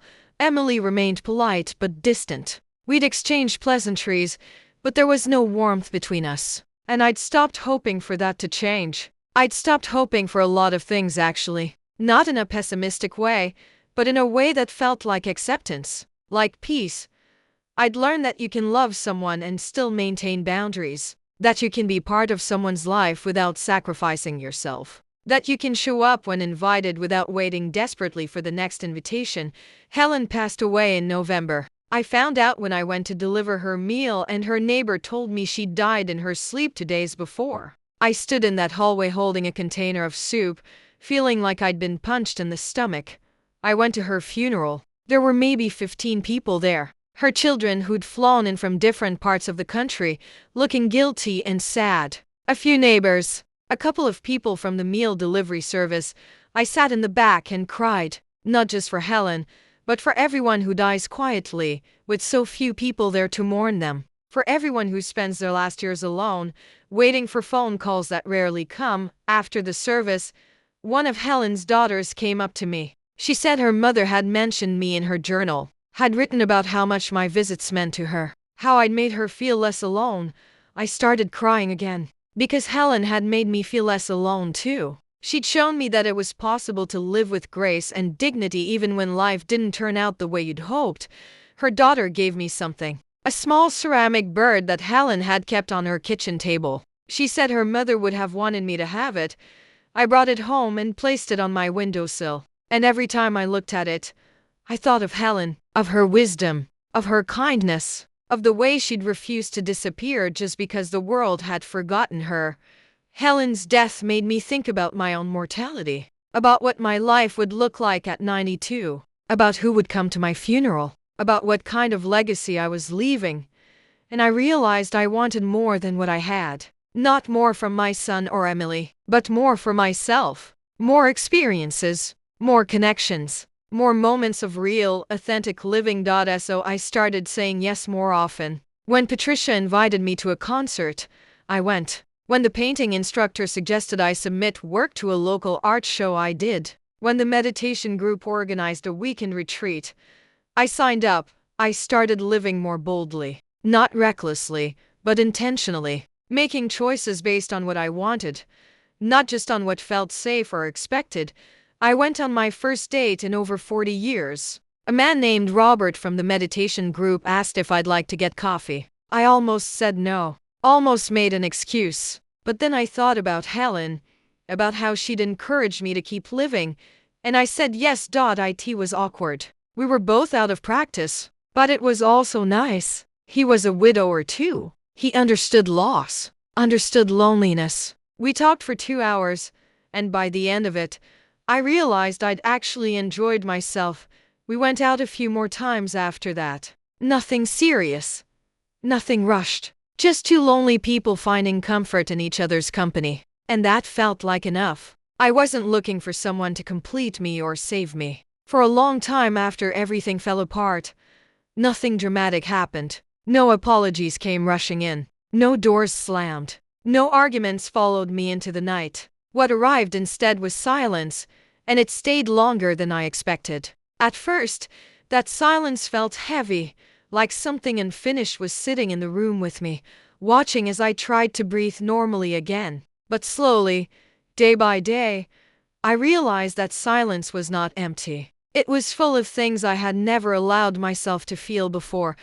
I moved into a small apartment on the edge of town. It wasn't temporary, even though I told people it was. The walls were thin, the floors creaked when I walked, and the kitchen window faced a parking lot instead of a garden. Still, it was mine. No one had opinions about where I placed a chair or how long I sat quietly with my tea before drinking it. No one asked why I woke up early or why I stayed up late. For the first time in decades, I was not adjusting myself around someone else's life.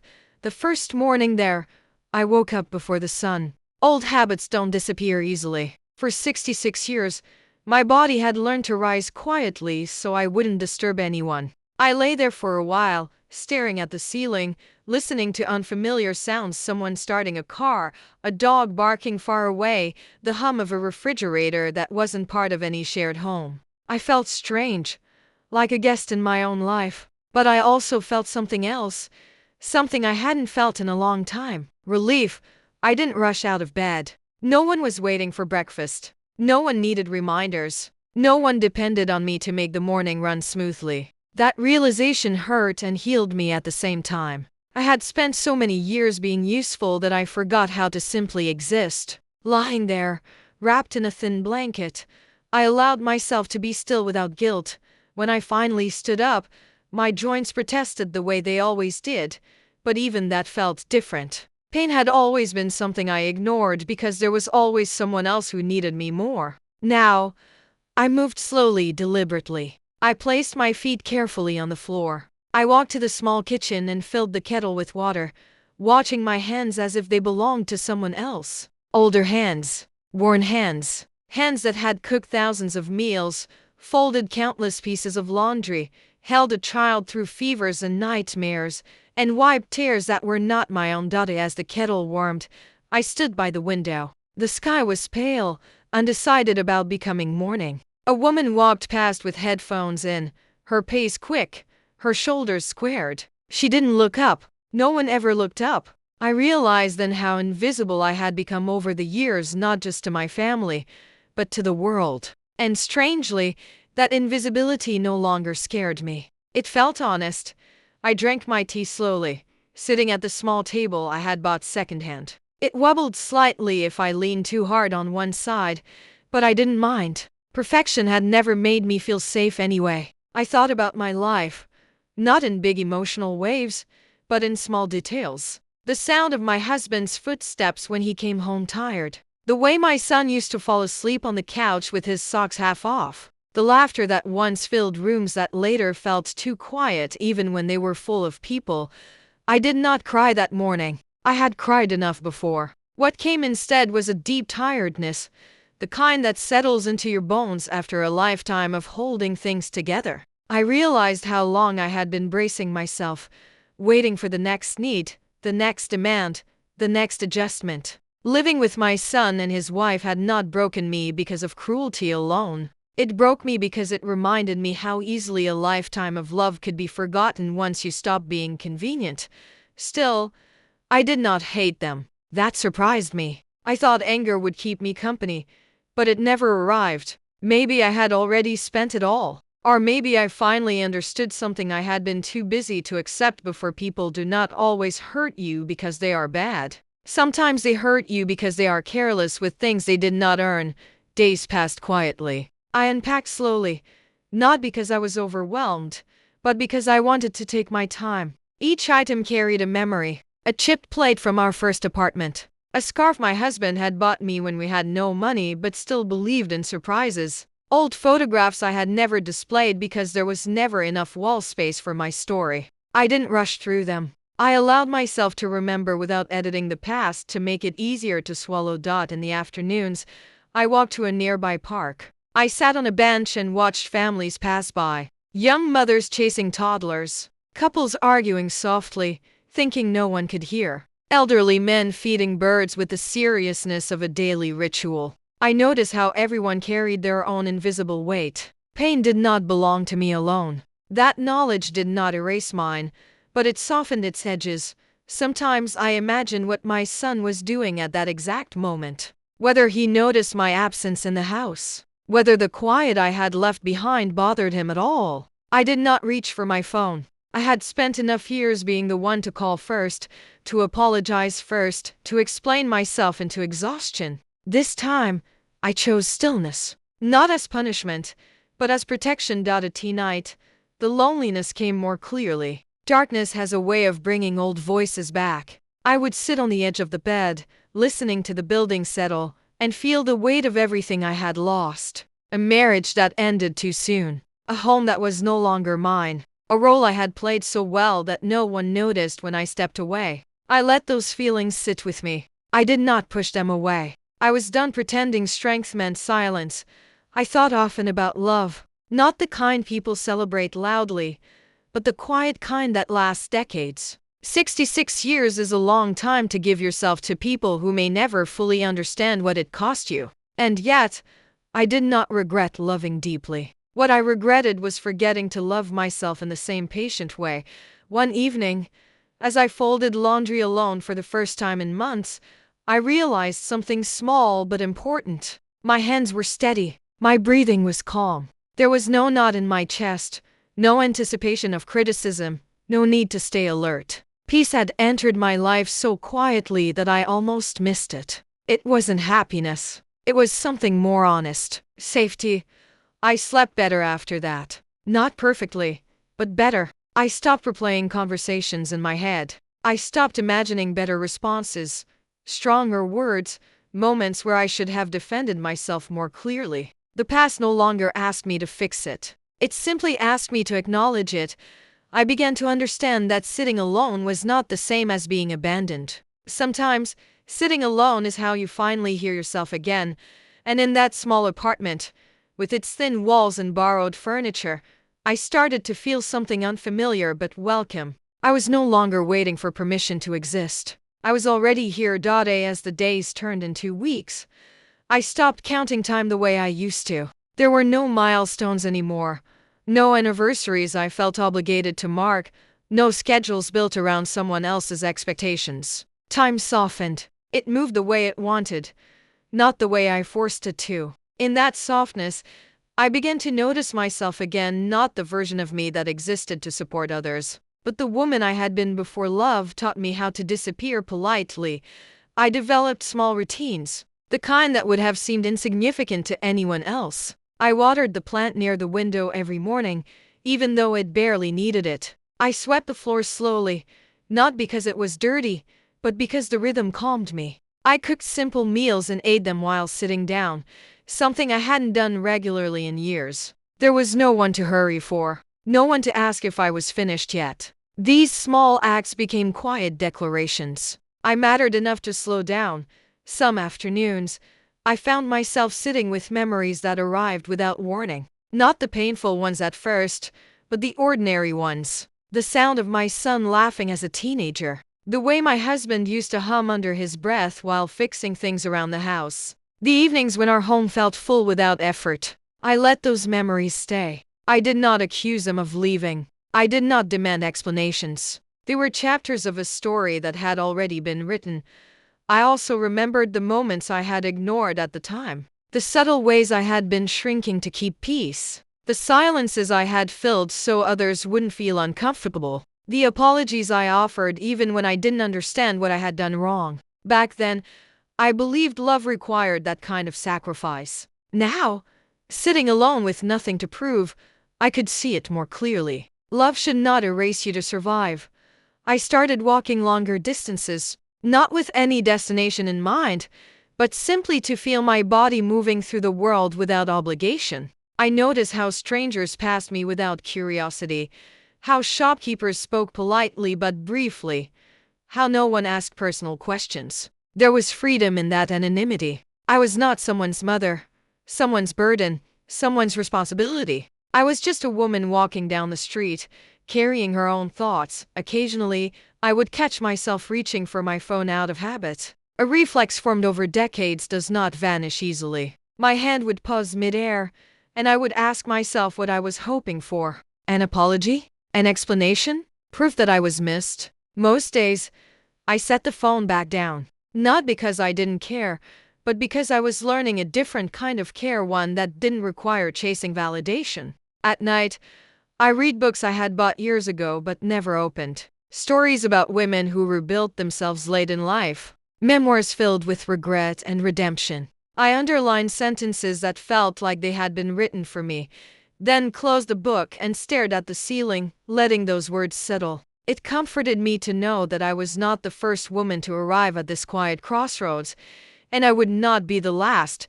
There were moments when guilt tried to return. It whispered that a mother should always endure, always adjust, always stay. It reminded me of my age, of my limited time, of how people might talk. I listened, but I did not obey. I had endured enough to earn this peace. Leaving did not make me ungrateful. Staying had not made me respected. One afternoon, while sitting in the park, I overheard a young woman complaining on her phone about her mother. Her words were sharp, impatient, careless. I watched her walk away, unaware of the weight she carried so lightly. I felt no anger toward her, only a quiet understanding. We do not always recognize devotion when it comes wrapped in routine instead of drama.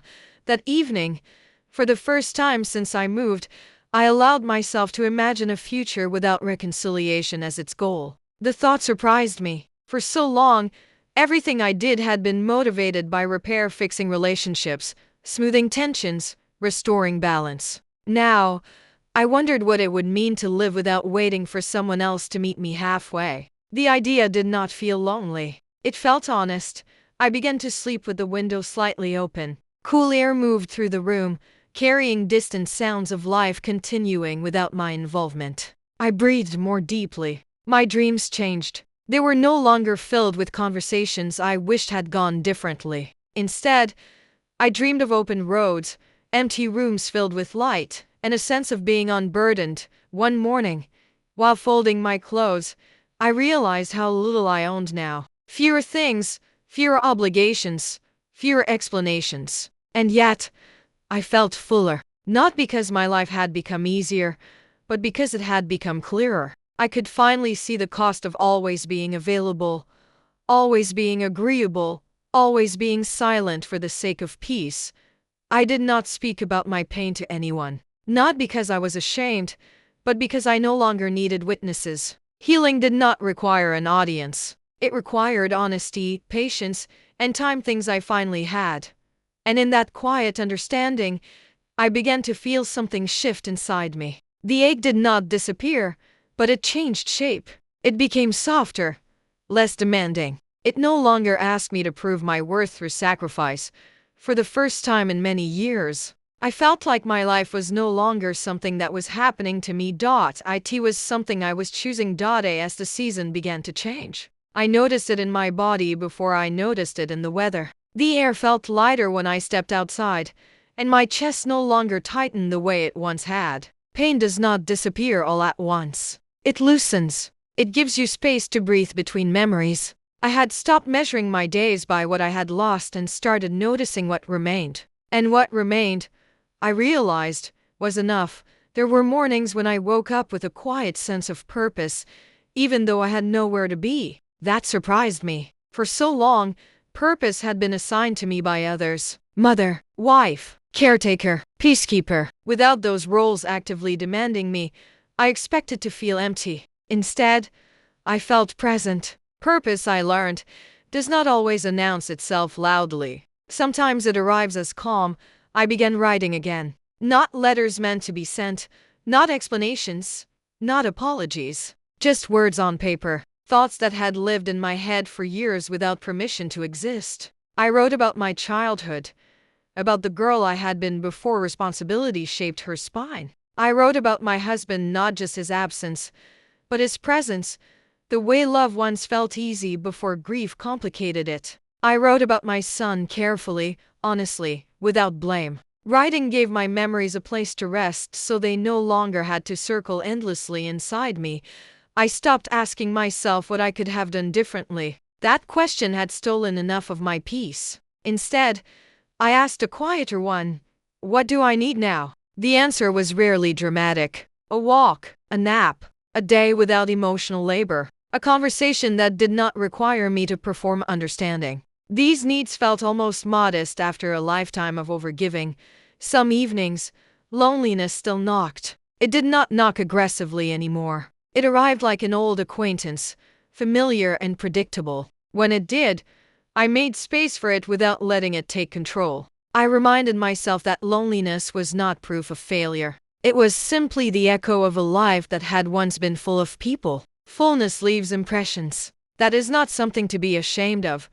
I noticed how my thoughts about my son were changing. I no longer rehearsed speeches in my head. I no longer imagined confrontations or explanations. I trusted that if he wanted to understand, he would ask. And if he never did, I would survive that too. This acceptance did not come from indifference. It came from maturity. Love does not always need proximity to remain real.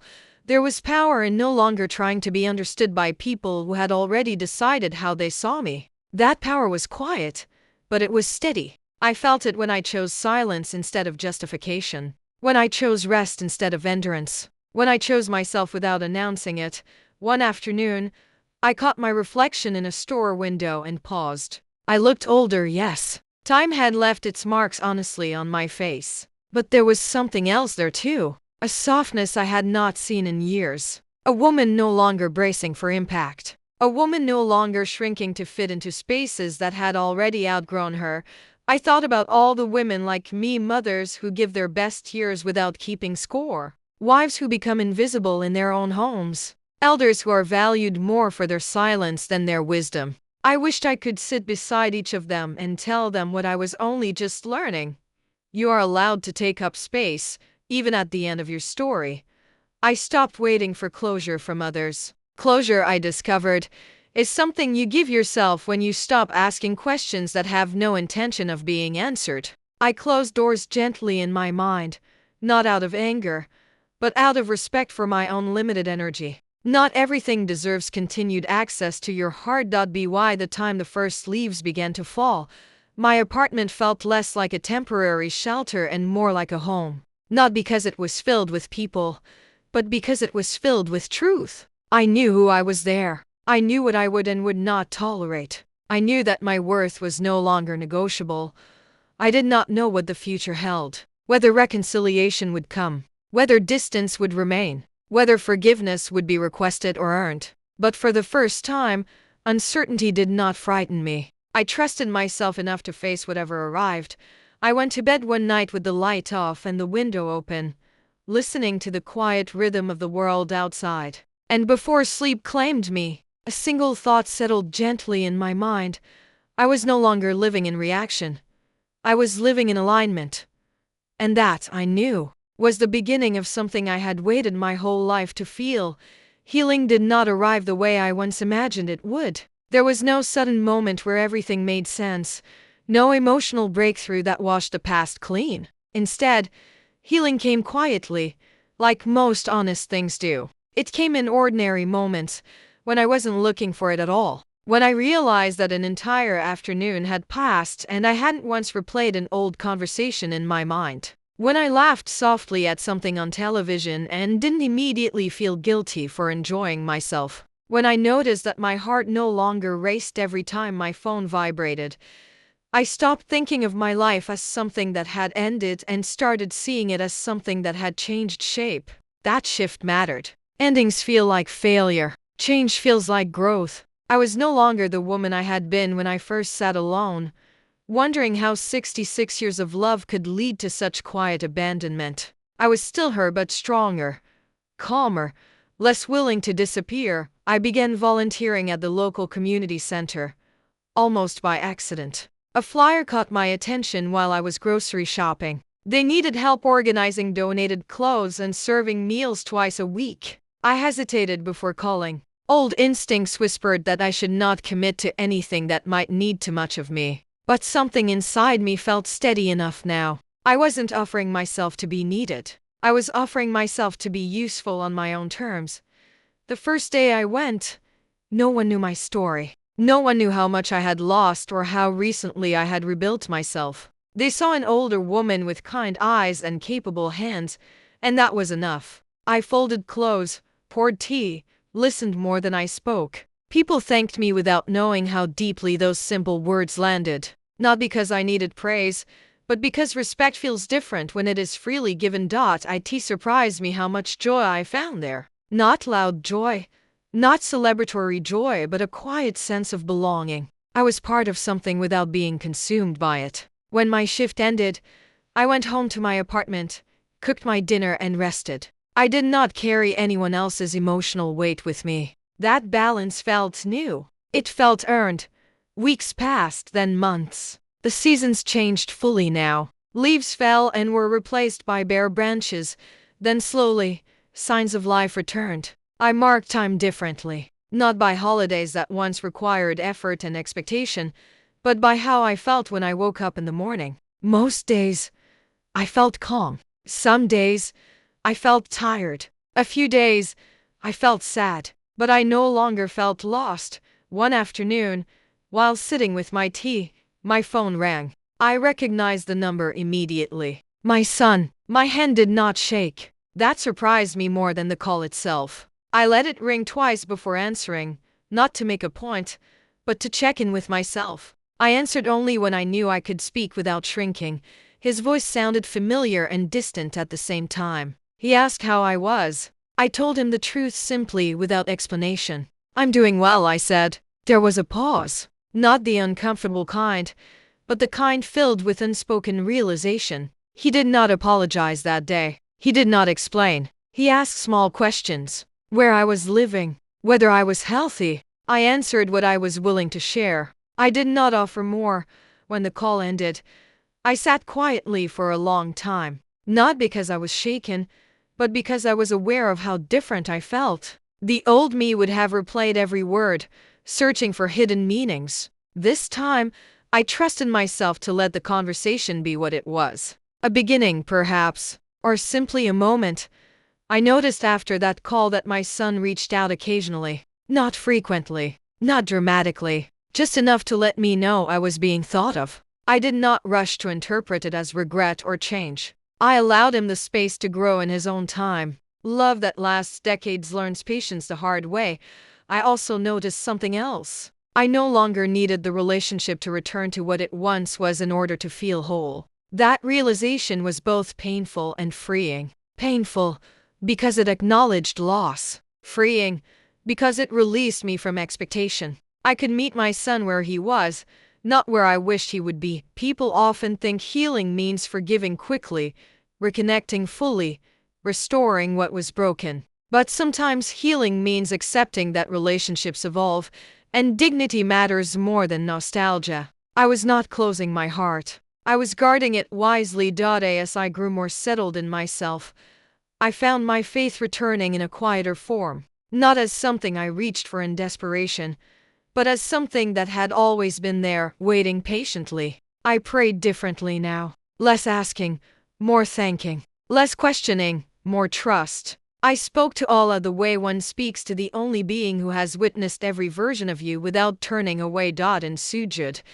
I did not ask why my life had unfolded the way it did. I thanked him for carrying me through moments I did not think I would survive, for protecting my heart when others were careless with it, for teaching me that sabr does not mean accepting injustice, and silence does not always mean strength.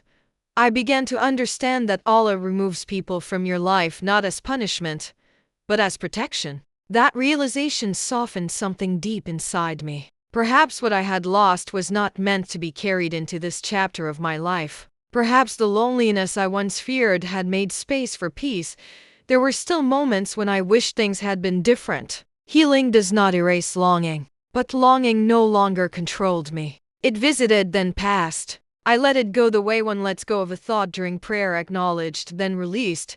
One evening, as I prepared dinner, I realized I was humming softly. The sound startled me. I had not hummed in years. It felt like a message from my own soul, reminding me that joy had not left me. It had only been waiting for safety. I slept that night with a lightness I had not known before. Not because everything was resolved, but because everything no longer needed to be.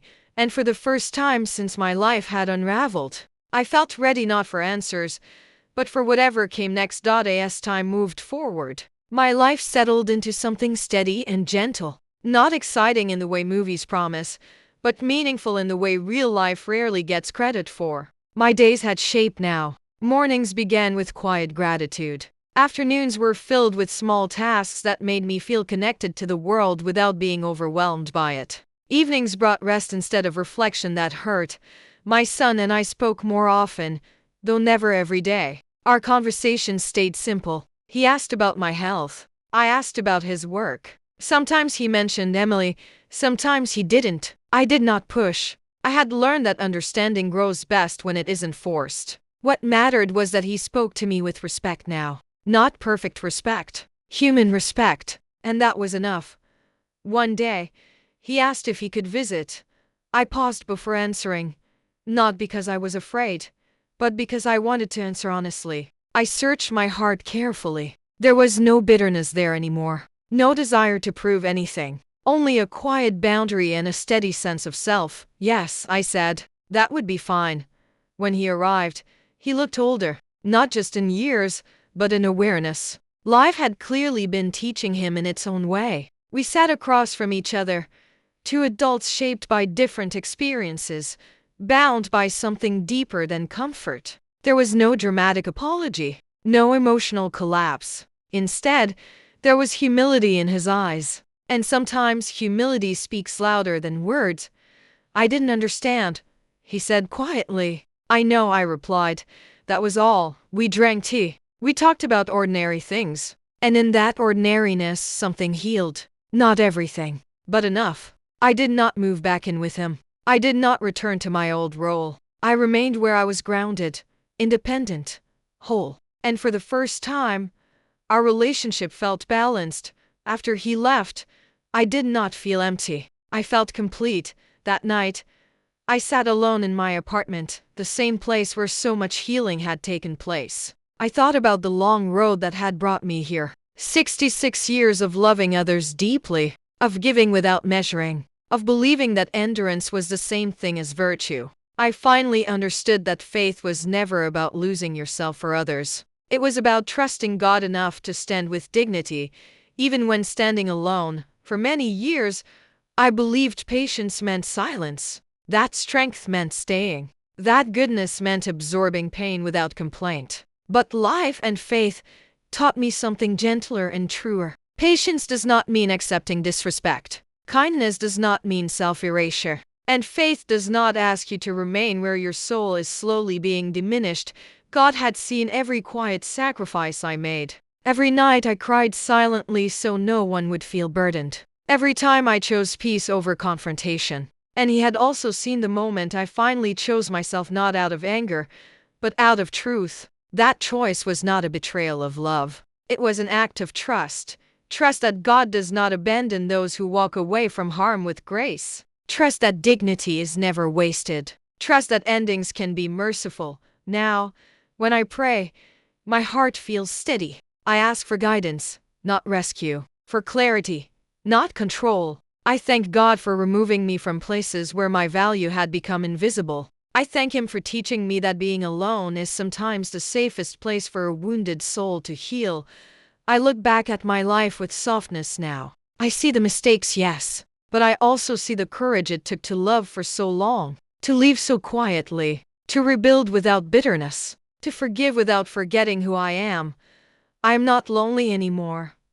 I am at peace, and peace, I have learned, is not the absence of people. It is the presence of self-respect, faith, and trust in God's wisdom. Sometimes God removes you from a place not because you failed, but because you stayed longer than your dignity required. Patience is noble, but not when it costs you your worth. Love is sacred, but not when it demands your silence forever. True faith teaches us to endure with grace and to walk away with integrity, to give without losing ourselves, to trust that God sees what people overlook. And when you finally sit alone, not broken but whole, you realize something powerful. You were never abandoned. You were being guided. And this is where my story ends tonight. Life doesn't always give us answers right away. Sometimes, God asks us to stay patient, stay kind, and stay silent, not because we are weak, but because He sees what others do not. If this story touched your heart, take a moment to reflect. Maybe someone needed this reminder today. Thank you for listening with an open heart. May God see every silent struggle and replace pain with peace. Until next time, this was Voice of Auntie Universe.